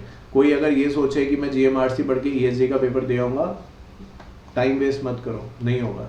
क्यों? क्योंकि उसके अंदर ये वाला चैप्टर तो एज इट इज़ है, ये वाला चैप्टर उसमें भी था और यहाँ पे भी है, बट अभी थोड़ा और आगे बढ़ेंगे ना तो आपको लगेगा आप मिलाते रह जाओगे, वो उधर होगा ही नहीं, कुछ भी नहीं होगा। तो ये वाला चैप्टर तो है वहाँ पे। तो अगर आपको ये लग रहा है कि यार ये चैप्टर तो मैंने जीएमआरसी में पढ़ा, सब सेम है, नहीं है, ये पहला चैप्टर है इसलिए ऐसा लग रहा होगा, बट नहीं है सेम। तो वो गलती मत करना कि जीएमआरसी पढ़ के चले जाओ ईएसजी के पेपर में कि मैं उसी से दे दूंगा, सेम ही लग रहा है, नहीं है, बार बार कह रहा हूँ, ठीक है। तो नेशनल गाइड, और जब कह रहा हूँ कि आया है तो ये आया है जीएमआरसी वाले पेपर में, अभी ईएसजी का पेपर्स होंगे सामने तो और चीज़ें आएंगी। तो NGRBC यानी नेशनल गाइडलाइंस और रिस्पॉन्सिबल बिजनेस कंडक्ट के बारे में जब बात करते हैं तो उन्होंने कुछ गाइडलाइंस यहाँ पे बताई गई, जैसे कि बिजनेस को ठीक तरीके से आपको चलाना है, इंटीग्रिटी से चलाना है, सेफ प्रोडक्ट्स बनाने हैं, सबकी रिस्पेक्ट करनी है, ह्यूमन राइट्स को बचाना है, ग्रोथ के ऊपर काम करना है। देखिए इसमें कुछ भी ऐसा नहीं है जो आप कहोगे सर आप तो बता नहीं रहे, अरे भाई इसमें क्या है, वो कह रहा है कि जो रिस्पॉन्सिबल गाइडलाइंस है, नाम से समझो, नेशनल गाइडलाइंस रिस्पॉन्सिबल, कुछ और याद आए या ना आए तो समझ, रिस्पॉन्सिबल इसका मतलब बिजनेस को ठीक तरीके से आगे बढ़ाना है। रिस्पॉन्सिबल मतलब क्या हो गया कि गवर्नमेंट के कायदे कानून फॉलो करने हैं। रिस्पॉन्सिबल का मतलब क्या हो गया कि जो सोसाइटी है उसकी तरफ हमें रिस्पॉन्सिबल रहना है, उसमें अपना जो कंट्रीब्यूशन बनता है वो देना है, जो डिग्निटी एम्प्लॉयज़ की वो मेंटेन रखनी है, सेफ प्रोडक्ट्स बनाने हैं, यही सारी तो चीज़ें हैं। अब इनको अलग अलग वर्ड्स में यहाँ पे लिख दिया गया है, तो अगर अपने वर्ड्स में लिखोगे तब भी मार्क्स मिलेंगे आपको, कोई दिक्कत वाली बात यहाँ पे है नहीं। अब पूरी दुनिया में इसका क्या स्टेटस है आइए वो देख लेते हैं। तो बात करते हैं stages of corporate governance across globe, यानी सिर्फ इंडिया नहीं, ऊपर तो आपने इंडियन कंटेक्स्ट में जाना कि भाई कैसे कैसे बात आगे बढ़ी, अलग अलग कमिटीज़ बनाई गई। अब हम देख रहे हैं कि पूरी दुनिया में कॉर्पोरेट गवर्नेंस का जो डंका है वो बजना शुरू हुआ, और अलग अलग जगहों पे अलग अलग रीजंस की वजह से कॉर्पोरेट गवर्नेंस को लेटर देन सूनर लाना ही पड़ा। तो सबसे पहले उसके अंदर आता है यूनाइटेड स्टेट्स, जहाँ पे हम बात करते हैं एक ऐसे कानून के बारे में जो कि कॉर्पोरेट गवर्नेंस को और प्रमोट करता है और बेहतर बनाता है। इसका नाम है फॉरेन करप्ट प्रैक्टिसेस एक्ट। तो ऐसा एक कोई कानून कहीं भी नहीं बना, मतलब जितना भी एटलीस्ट आपके कोर्स में कंटेंट है, किसी भी कंट्री में ये नहीं कहा गया कि कॉर्पोरेट गवर्नेंस एक्ट है, ऐसा कहीं नहीं है। कई जगह उन्होंने कमेटी बना दी, किंग कमेटी बना दी, comply explain, apply explain, if not why not, ये सब बात, पर कहीं भी ये नहीं कहा कि ये कॉर्पोरेट गवर्नेंस एक्ट 19 और 1872 कुछ भी। तो ऐसा कोई शब्द नहीं, बहुत सारे, तो जैसे इंडिया में भी है, मैंने कुछ देर पहले भी आपसे बात कही, कोई कानून स्पेसिफिक नहीं है जो सिर्फ ये कह रहा हो कि कॉर्पोरेट गवर्नेंस एक्ट, में बहुत सारे कानूनों के अंदर ये बातें कही गई हैं कि ये चीज़ें कॉर्पोरेट गवर्नेंस के लिए ज़रूरी हैं। और एक्चुअली कॉर्पोरेट गवर्नेंस, मुझे ऐसा भी लगता है इन जनरल वर्ड्स, सारे कानूनों को ठीक तरीके से फॉलो करना ही अपने आप में कॉर्पोरेट गवर्नेंस है। तो फॉरेन करप्ट प्रैक्टिसेस एक्ट बनाया, जिसके जरिए कहा गया कहीं ऐसा ना करें कोई भी ऑफिशियल जो गवर्नमेंट में काम करता है कि वो भाई बाहर के लोगों से पैसा ले रहा है और उसको कॉन्ट्रैक्ट दे रहा है। मेरी बात आप समझ रहे हो? करप्शन मतलब ये कि जो डिजर्विंग लोग हैं उन्हें कॉन्ट्रैक्ट्स नहीं मिल रहे हैं गवर्नमेंट के, जो पैसा दे रहा है अधिकारियों को, ऑथराइज ऑफिसर्स को, उनको वो ऑफिसर्स कॉन्ट्रैक्ट दे रहे हैं, तो ये गलत था। तो इसके ऊपर कानून बनाया गया। अब फंडिंग कैसे रेस करी जाएगी, जो कंपनीज हैं उनके फाइनेंशियल कंट्रोल्स को और मजबूत करने के लिए, यानी वो रिपोर्टिंग बताएं कि जो पैसा लिया है, कहाँ से लिया है, क्यों लिया है, क्या कर रहे हैं, उसका कब लौटा रहे हैं, इसके बारे में वो डेफिनेटली बताएं। तो जैसे आज LODR ICDR में अब इंडियन कंटेक्स्ट में बात करते हैं, वैसे ही यूनाइटेड स्टेट्स में United states security exchange commission ने अलग अलग कानून बनाए कि जिन कंपनीज को लिस्ट वो कर रहे हैं अपनी एक्सचेंज पे, उनको वो कंप्लाई करने होंगे, जिससे कि कोई भी पैसे का गलत इस्तेमाल ना करे। कॉसो के बारे में बात करें, जिसका फुल फॉर्म है कमेटी ऑफ स्पॉन्सरिंग ऑर्गेनाइजेशन, तो वो ये कहते हैं ऑफ ट्रेडवे कमीशन। तो उन्होंने अपनी तरफ से इंटरनल कंट्रोल को बेहतर बनाने के लिए कुछ कायदे कानून निकाले, जिसमें ये था कि किस तरीके से जो चीज़ें उन्हें और बेहतर बनाया जाएगा, ओवरऑल डेवलपमेंट के ऊपर बातचीत जो है वो करी जाएगी। तो ऐसा ना हो कि जो रेगुलेटर्स हैं उन्हें आना पड़े, कुछ ऐसा सिस्टम कंपनीज बनाए कि उनका इंटरनल चेक होता रहे। जैसे कि आप इंडिया में भी देखते हैं, एक स्टैट्यूटरी ऑडिटर है, साल में एक बार आएगा, ऑडिट करेगा, बट अभी उसके पहले क्या इंटरनल ऑडिट होता रहेगा, लेट्स से हर 3-3 महीने में, तो उससे फ्रॉड डिटेक्शन अगर हुआ भी है तो जल्दी पकड़ा जाएगा। तो इस तरीके से कंट्रोल मैकेनिज्म कॉसो के अंदर बनाया गया। अब सुनो, जैसे कि फॉर एग्जाम्पल कॉसो एग्जाम में आता है ना, तो अगर कॉसो आ गया, अब आपने फुल फॉर्म लिख दिया, अब इसके आगे क्योंकि कुछ वर्ड्स ऐसे होते हैं जैसे कि for example foreign corrupt practice act, अब कोई भी बच्चा है ना, एग्जीक्यूटिव का भी है, प्रोफेशनल का भी है, ग्रेजुएट, तब भी वो लिख लेगा, समझ गया, फॉरेन करप्ट प्रैक्टिस का मतलब कुछ करप्शन से बात हो रही है, तो कुछ मन घड़ंत लिखा आएगा। बट कॉसो में क्या लिखोगे, कॉसो की फुल फॉर्म भी ऐसी है कि आपको कुछ पता ही नहीं चलेगा। तो यहाँ इसके आगे ये चीज़ स्मार्ट टेक्निक अडॉप्ट करो। यहाँ पे आप कॉसो के आगे जब इसको पढ़ रहे हो ना तो लिख लो कि this is a mechanism for internal control, चाहे ये लाइन पूरी लिखो या इसके आगे इंटरनल कंट्रोल या टाइप ऑफ इंटरनल कंट्रोल, या ये लिख दो प्रोसीजर या पैरामीटर, जो भी वर्ड इस्तेमाल करना है टू मैनेज इंटरनल कंट्रोल। तो उससे याद आएगा कॉसो इंटरनल कंट्रोल। अब इंटरनल कंट्रोल के बारे में तो फिर भी आप लिख सकते हो कि भाई अर्ली डिटेक्शन ऑफ फ्रॉड और सब बातें जो मैंने आपको बताई इस तरीके से पढ़ो, क्योंकि अगर आप सिर्फ नोमोक्लेचर पे जाओगे तो बहुत बार नहीं लिख पाओगे। ये भी आता है एग्जाम में, सर्विस ऑक्सिलरी एक्ट भी बहुत बार पूछा जाता है। क्या होता है ये अपने आप में, जब कॉर्पोरेट गवर्नेंस की बात करते हैं तो अपने आप में सबसे शानदार कानून जो माना जाता है आज तक का दुनिया भर का, वो यही है ना। तो ये एक ऐसा कानून था जिसने कॉर्पोरेट गवर्नेंस की एक नई परिभाषा जिसको आप कहते हैं वो दी, और एक नए लेवल पे इसको पूरी चीज़ को लेके गए। तो कहते हैं कि यूनाइटेड स्टेट्स के अंदर इसको पास किया गया और इसका ऑब्जेक्टिव यही था कि शेयर होल्डर्स की वेल्थ को प्रोटेक्ट किया जाए और साथ साथ डिस्क्लोजर्स जो हैं उनको और ज़्यादा बेहतर बनाया जाए और स्ट्रीमलाइन किया जाए। तो आप लिखो जैसे कि क्या, protect share holder point number 1 हो गया, ठीक है। फ्रॉडलेंट प्रैक्टिस को प्रिवेंट करना पॉइंट नंबर 2 हो गया। Improve disclosure point number 3। बस यही है सर्विस ऑक्सिलरी, इससे ना ज़्यादा कुछ ना इससे कम। अब बाकी जितनी भी बातें हैं वो ऐड ऑन हो सकती हैं, बट मेजर जो प्रियम्बल जिसको कहते हैं, जिसके ऊपर इंट्रोडक्शन बनाया है, जिसके ऊपर ही पूरा कानून बना है, वो 3 चीज़ें हैं। क्या क्या कि शेयर होल्डर्स को कैसे प्रोटेक्ट करना है, कि कोई स्कैम हो रहा है तो उन्हें भाई कैसे प्रोटेक्ट करना है, प्लस सेकंड पॉइंट में जो कंपनी जो फ्रॉडलेंट प्रैक्टिस ना कर पाए उसके लिए क्या किया जाए, उसके प्रावधान या कानूनों में उसके बारे में बातचीत करी जाए, और साथ साथ कॉर्पोरेट डिस्क्लोजर्स को कैसे, तो one relates to the other. Shareholders की वेल्थ का प्रोटेक्टेड होगी जब कहीं ना कहीं सही तरीके के फ्रॉडलेंट नहीं, सही जो ट्रांसपेरेंट है वो बातें बताई जा रही हैं और रेगुलर डिस्क्लोजर्स किए जा रहे हैं। अगर कभी कभी डिस्क्लोजर्स हो रहे हैं, आधे अधूरे हो रहे हैं, तो शेयर होल्डर्स की वेल्थ प्रोटेक्ट हो ही नहीं सकती। तो उस नज़रिए से आप देखेंगे तो सर्विस ऑक्सिलरी में 3 मेन पॉइंट्स है जिसका खास आपको ख्याल रखना है और इसके बेसिस पे पूरी बात आप लिख सकते हैं। इसके अलावा conflict of interest, financial disclosures, इनके बारे में भी बातचीत आप यहाँ पे कर सकते हैं। जो सर्विस ऑक्सिलरी एक्ट है उन्होंने ये भी कहा कि जो सीईओ हैं, सीएफओ हैं, इनके ऊपर जिम्मेदारी, क्योंकि ऊपर हमने कहा कि आपको फाइनेंशियल डिस्क्लोजर्स देने हैं, तो कहा कि जो सीईओ हैं, सीएफओ, इनकी जिम्मेदारी है कि सब रिव्यू करें और फिर फाइल करे जाएं सारे के सारे डॉक्यूमेंट्स। किसी भी तरीके की कोई गलत चीज़ ना लिखी जाए, इंटरनल कंट्रोल्स अच्छे रखे जाएँ, और कुछ भी यहाँ पे लिखा है कि अगर मटेरियल चेंज आते हैं, मटेरियल मतलब सब्सटैंशियल चेंज आते हैं, देखो थोड़े बहुत चेंज तो हर जगह होते हैं, और अगर एग्जाम्पल दूं तो फॉर एग्जाम्पल रिलायंस है, या चलो टाटा का एग्जाम्पल हम इस चैप्टर में कुछ देर पहले ले रहे थे। अब टाटा को बैलेंस शीट, टाटा की तो बहुत सारी कंपनीज है, मान लो टीसीएस ही है, चलो बैलेंस शीट टैली करनी है, ठीक है, फाइनेंशियल्स के फाइल करना है, सब टैली। अब वो अगर एक एक चीज़ का हिसाब करने लग जाएंगे, नहीं कर पाएंगे बैलेंस शीट टैली। तो थोड़ी चीज़ें जान के भी हमें दरकिनार करनी पड़ती हैं जो रेगुलेटर भी समझता है। पॉइंट बाय पॉइंट जैसा किताबों में लिखा है, आप सोचिए प्रैक्टिकलिटी में वैसा ही मैं कर दूँ।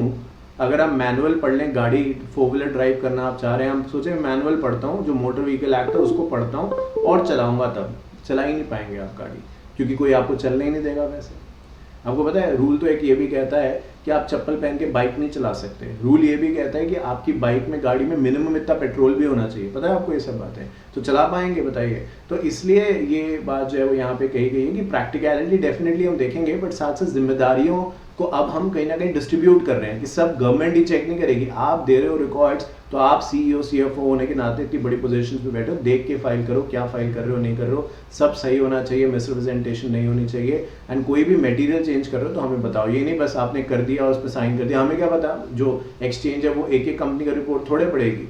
अब इंडिया में भी जब आरओसी पे आप फॉर्म फाइल करते हैं, कुछ फॉर्म स्टेट थ्रू प्रोसेस होते हैं, आपने फॉर्म फाइल किया तुरंत अपडेट हो गया, अब वहाँ कोई देख थोड़े रहा है इसको। वो जो फंस गया स्क्रूटनी में फॉर्म वो अलग बात है, बट अदरवाइज तो क्या है कि वो मान के चल रहे हैं कि सीए ने सर्टिफाई किया तो उसने देख लिया होगा। कंपनी की जिम्मेदारी है, प्रोफेशनल की भी जिम्मेदारी है, तो अब वो ये चीज़ सोच के चल रहे हैं कि 2 जगह हमने सेफ्टी नेट्स लगा रखे तो दिक्कत नहीं होगी। तो ऐसे ही यहाँ पे भी अगर आप मटेरियल चेंज कर रहे हैं तो बताएं, अदरवाइज कोई दिक्कत नहीं, करते जाइए।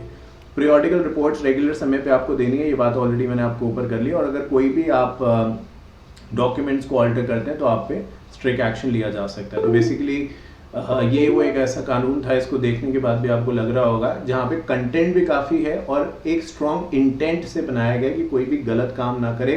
अगर गलत करता है तो इवन बैंक्रप्सी तक बात पहुँच सकती है, तो सजा, फाइन, वो सब बहुत छोटी बात है, बैंक्रप्सी, कंपनी ही बंद हो सकती है, ये भी बात जो है वो यहाँ पे कही गई है। इसके अलावा यहाँ पे विसल ब्लोअर का भी प्रोविजन जो था वो इंट्रोड्यूस किया गया। क्या होता है विसल ब्लोअर? भाई देखो, अगर 3 लेवल्स ऑफ मैनेजमेंट जनरली हम बोलते हैं, एक टॉप बोलते हैं, एक मिडिल बोलते हैं और एक लोअर लेवल बोलते हैं। अगर मिडिल लोअर वाला देखता है कि मिडिल वाले जो हैं वो गड़बड़ कर रहे हैं, ब्राइबरी, करप्शन, ये सब हो रहा है यहाँ पे, अब लोअर वाला तो ईमानदार है, ठीक है, वो कहता है कि सर मत करो, अच्छी चीज़ नहीं है, पर वो मिडिल वाले बोलते हैं भाई तुझे नहीं करना तो तू निकल यहाँ से, हम तो यही करते आए हैं और यही ऐसे ही चलता है यहाँ पे, पर आप उससे सेटिस्फाइड नहीं है। तो सवाल है कि आप क्या करें, या तो आप वो जॉब छोड़ दें या फिर विसल ब्लोअर के जरिए आप क्या कर सकते हैं, डायरेक्टली टॉप अथॉरिटीज़ को अपना नाम एनोनिमस रख के, अपने नाम का ऑब्वियसली डिटेल्स ना दे के बता सकते हैं कि ऐसा ऐसा हो रहा है, और फिर उसको वो चेक करेंगे जो टॉप अथॉरिटी, प्रोवाइडेड वो ना मिले हो, पता चले वो भी मिले हुए हैं, तो समझ गए कि हाँ ये लोअर लेवल वाला यही बंदा कल मुझसे कह रहा था कि फ्रॉड मत करो, यही होगा जो ऊपर तक पहुंच जाए। तो दो अलग बात है, बट विसल ब्लोअर बेसिकली एक ऐसा मैकेनिज्म है जहाँ पे आप एक लेवल ऑफ हायरार्की को बाईपास कर सकते हैं और डायरेक्टली जो लोग रिस्पॉन्सिबल हैं, टॉप मोस्ट है, वहाँ तक पहुँच सकते हैं। इंडिया में, इंडियन कंटेक्स्ट में बहुत बार ऑडिट कमेटी को यहाँ पे रखा जाता है। तो ये SOX सर्वेलेंस ऑक्सिलरी एक्ट के बारे में बातचीत है, मोटी मोटी बात है, एग्जाम में आता है तो उसको ध्यान रखना। चलो बात करते हैं कैडबरी कमेटी के बारे में। कैडबरी चॉकलेट तो खाई होगी, तो कैडबरी कमेटी के बारे में कुछ बात करते हैं, आइए देखते हैं कि क्या है। सो कैडबरी कमेटी कुछ गुड कॉर्पोरेट गवर्नेंस के नॉर्म्स बताती है जो कि हर वो कंपनी को फॉलो करना है जो कि लंदन स्टॉक एक्सचेंज पे लिस्टेड है। तो USA से अब निकल के आ गए हैं हम लोग UK की तरफ, लंदन की तरफ चल रहे हैं।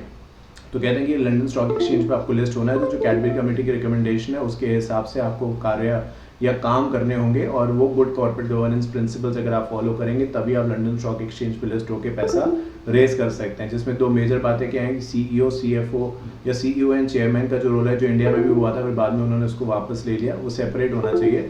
और बोर्ड में कम से कम कहते हैं 3 नॉन एग्जीक्यूटिव डायरेक्टर होने चाहिए, और कम से कम 3 में से 2 ऐसे होने चाहिए इनको फाइनेंशियल इन्फॉर्मेशन हो। अब कुछ देर पहले हम बात कर रहा था प्रॉक्सी एडवाइजरी फर्म की कि भाई आनंद अंबानी को अपॉइंट करने की बात कर रहे हैं, तो प्रॉक्सी एडवाइजरी फर्म ने मना कर दिया कि भाई नहीं नहीं नहीं, इन्हें नहीं करना। क्यों नहीं करना? उनकी दुश्मनी थोड़े है कोई, वो स्किल्स, याद है ऊपर बात शुरुआत में करी थी कि राजा का बेटा राजा बनेगा, ऐसा नहीं होगा भाई। ये बातें पता है क्या है, अपने जब दूसरों के लिए बोलनी है तो हर कोई ये बोलता है, बट जब अपने पे बात आती है ना तो फिर बंदा कहता है अरे कोई दिक्कत नहीं, ये दूसरों से अलग है, पर ऐसा नहीं होना चाहिए।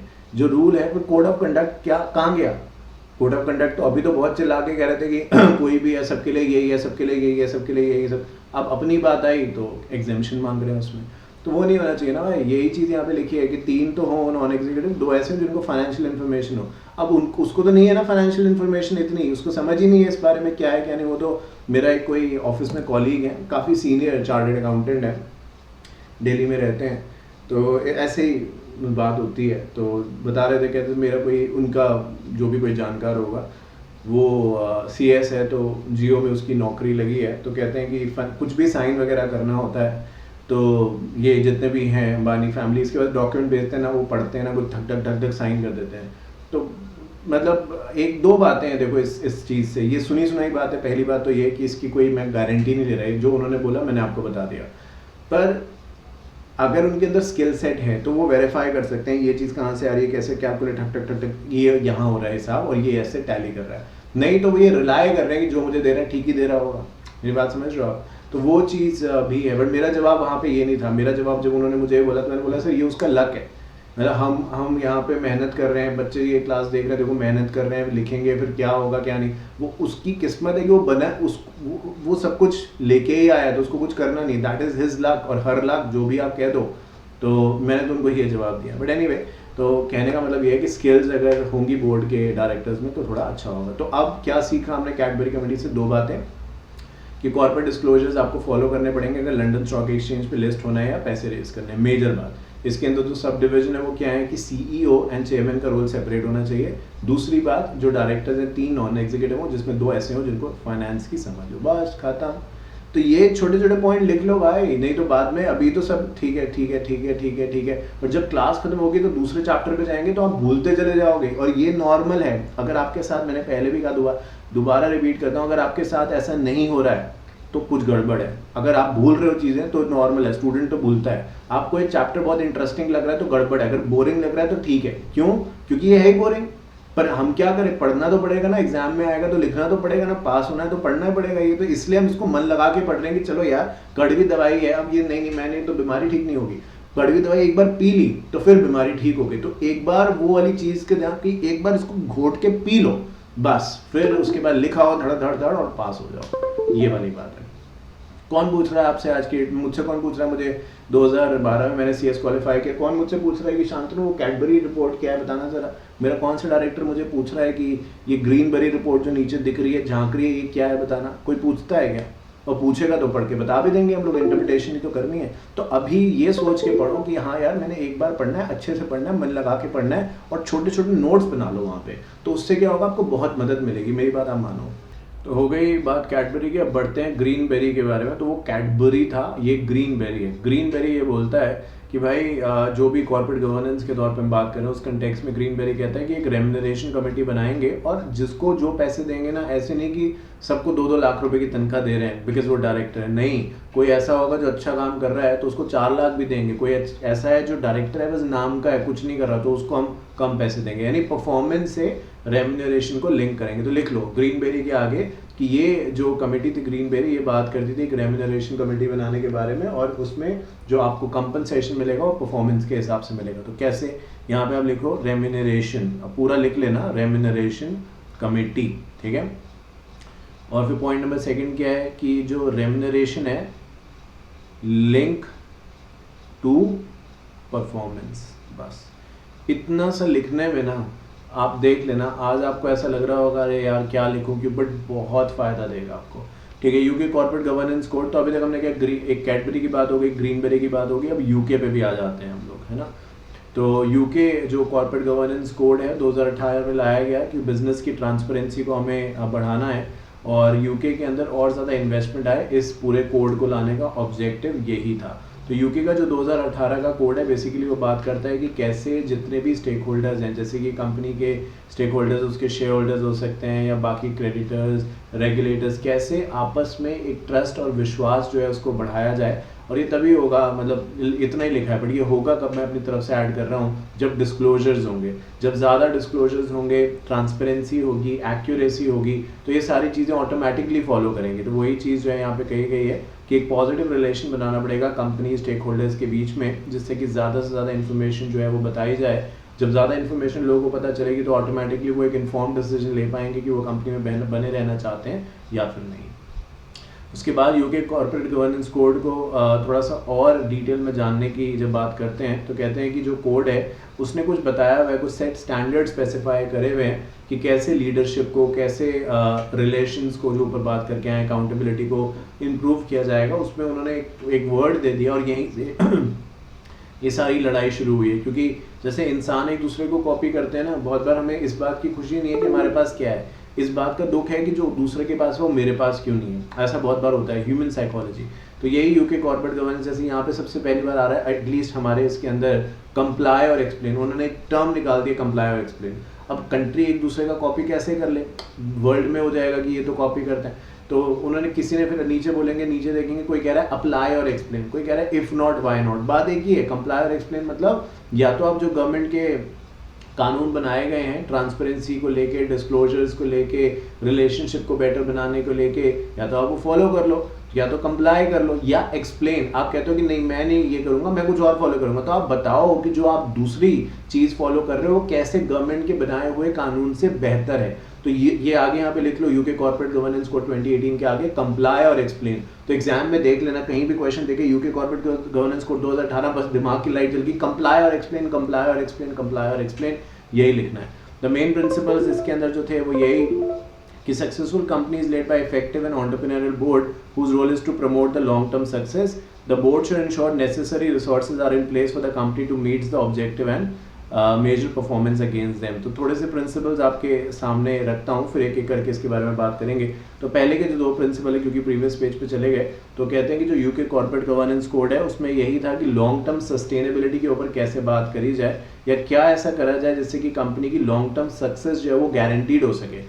मतलब क्या हम ऐसा प्रोडक्ट्स बनाएं, क्या पॉलिसी लाएं जिससे कि ये कंपनी आज नहीं आने वाले समय में भी चलती रहे और आगे और आगे और आगे ही बढ़ती रहे। तो ये पॉइंट नंबर 1 में कहा गया है। कंपनी ऐसा क्या करे कि जो उसने गोल्स बनाए, ऑब्जेक्टिव बनाया, मिशन बनाया, विजन बनाया, वो सही तरीके से सही समय पे उसको अचीव कर सके। तो ये सब उसके अंदर की जो बातें हैं वो मैं आपको बता रहा हूँ। यूके कॉर्पोरेट गवर्नेंस कोड 2018 जो बात करता है कंप्लाई, या तो इन सबको कंप्लाई कर लो, नहीं तो एक्सप्लेन कर दो जो आप कर रहे हो वो कैसे बेहतर है गवर्नमेंट के बनाए हुए कानूनों से। The board should ensure the workforce policy and practice are consistent with the company values. The board should include appropriate combination of executive and non-executive directors. तो ये तो इंडिया में भी होता है कि आपको एक बोर्ड का ऑप्टिमम कॉम्बिनेशन रखना है। और आपको याद भी होगा जब चैप्टर की स्टार्टिंग करी तो हमने कहा कि कॉर्पोरेट गवर्नेंस के एलिमेंट्स क्या हैं, तो उसी में सबसे पहले याद है समझा रहा था, समझाया, बहुत समझाया कि एक एडवांटेजेस है भाई, एक नीड है, एक एलिमेंट है, और स्कोप भी उसके साथ में ऑब्लिक करके लिखा हुआ था। तो एलिमेंट मतलब किन किन चीज़ों से कॉर्पोरेट गवर्नेंस बेहतर हो सकती है। तो उसमें एक ये भी था कि बोर्ड का कॉम्पोजिशन क्या है, बोर्ड जो है उसका स्ट्रक्चर कैसा है, नाम कुछ भी लिखा हो पर बताया उस समय यही था। तो वही चीज़ यहाँ पे भी लिखी गई है। The board supported by the company secretary should ensure it has a policy, process, information, time and resources.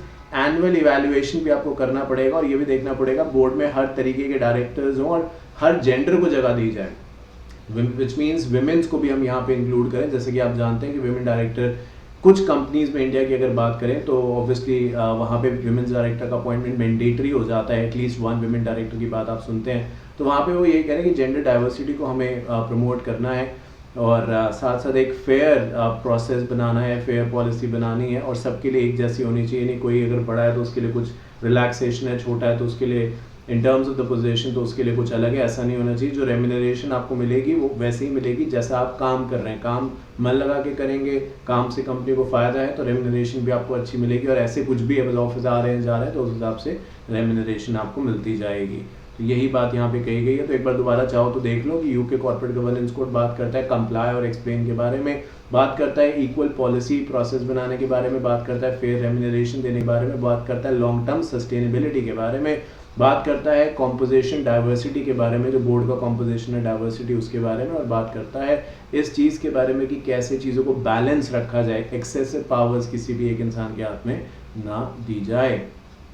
Narayan मूर्ति आज यहाँ पे कह रहे हैं कि सीईओज को ज़्यादा सैलरी नहीं देनी चाहिए, एक बैलेंस होना चाहिए। कुछ समय पहले कुछ एक ये भी बयान आया था कि इंडिया में जो यूथ होते हैं वो पता नहीं कितने घंटे कुछ तो आया था, मैं तो भूल गया, बहुत ही वियर्ड सा वो था। वियर्ड मुझे शायद इसलिए लग रहा है क्योंकि मैं एक एम्प्लॉई हूँ तो मुझे लगता है इतना ज़्यादा काम क्यों करें हम। बट मैं ही नहीं, जो लोग कंपनी चला रहे हैं बड़े बड़े फाउंडर्स, उन्होंने भी कहा था यार ये तो आपसे उम्मीद नहीं थी कि ऐसा आप बयान दे रहे हैं, कुछ तो उन्होंने बोला था। मैं एक बार चेक करता हूँ, आपको वैसे याद होगा उन्होंने कुछ कहा था कि इतने आवर्स ऑफ वर्क तो होने ही चाहिए, है ना, कुछ ऐसा था। तो मैं ज़रा चेक कर लेता हूँ आपके लिए, नारायण मूर्ति जी। बट ठीक है, आगे बढ़ते हैं। चलो हम जब वो मुझे मिलेगा तो उसके बारे में मैं आपको बताऊँगा। हाँ ये रहा 70 आवर्स ऑफ वर्क। उनका ये कहना था कि 70 घंटे एक हफ्ते में काम तो हमें करना ही चाहिए, जबकि आज की डेट में 8 घंटे अगर आप काम कर रहे हैं और 5 दिन काम करते हैं तो वो 40 घंटे होता है। मतलब आपसे कह रहे हैं कि आप ऑलमोस्ट इसका डबल काम करिए। तो इंडिया में बहुत सारे लोग हैं, एटलीस्ट उनके बयान में यही था, भले मतलब उनका ये था या नहीं मुझे नहीं पता, उनका 70 घंटे काम करना तो चाहिए ही चाहिए। ठीक है, बाहर की देश में लोग 40 घंटे भी नहीं करते। बहुत जगह आपको पता है सैटरडे संडे तो जुर्म है वहाँ पे ऑफिस खोलना। जुर्म मतलब ऐसा नहीं कि लॉ मना कर रहा, बट जुर्म है, कोई नहीं खोलता। फ्राइडे भी हाफ डे होता है, थोड़ा बुरा लग रहा है सुन के, फ्राइडे भी हाफ डे होता है वहाँ पे। चलो मैं गया हूँ ना क्योंकि, और फ्राइडे हाफ डे होया ना हो कोई काम नहीं होता। फ्राइडे ऐसे है कि बस जाना है, ऑफिस चले गए, फिर बस बैठे हैं थोड़ा बहुत और 2-2:30 बजे ऐसा खत्म ही हो गया मामला, कुछ बचा नहीं, ये वाला है। तो वो टेक्निकली मंडे से थर्सडे ही होता है एक तरीके से। तो यहाँ तो फिर भी हम लोग सैटरडे को भी, बहुत सारे आप लोग ट्रेनिंग पे जा रहे होगे, सैटरडे को जाते हो कि नहीं जाते हो, तो बताओ। अभी बोल रहे हैं कि 70 घंटे काम करना है। चलो कोई बात नहीं, यूके इतना एक्सपीरियंस है उनके पास तो वो कह सकते हैं। यूके स्टीवर्डशिप कोड 2020, तो अभी हम बात कर रहे हैं यूके स्टीवर्डशिप कोड के बारे में 2020 के। अब स्टीवर्डशिप क्या होती है पहले तो हम ये जान लें। मैंने कुछ देर पहले भी इसके बारे में जब आपसे बात करी तो बताया था, एक प्रोटेक्टर है, एक केयर टेकर होता है स्टीवर्डशिप। बेसिकली इसका मतलब जो इंग्लिश ट्रांसलेशन है वो यही है।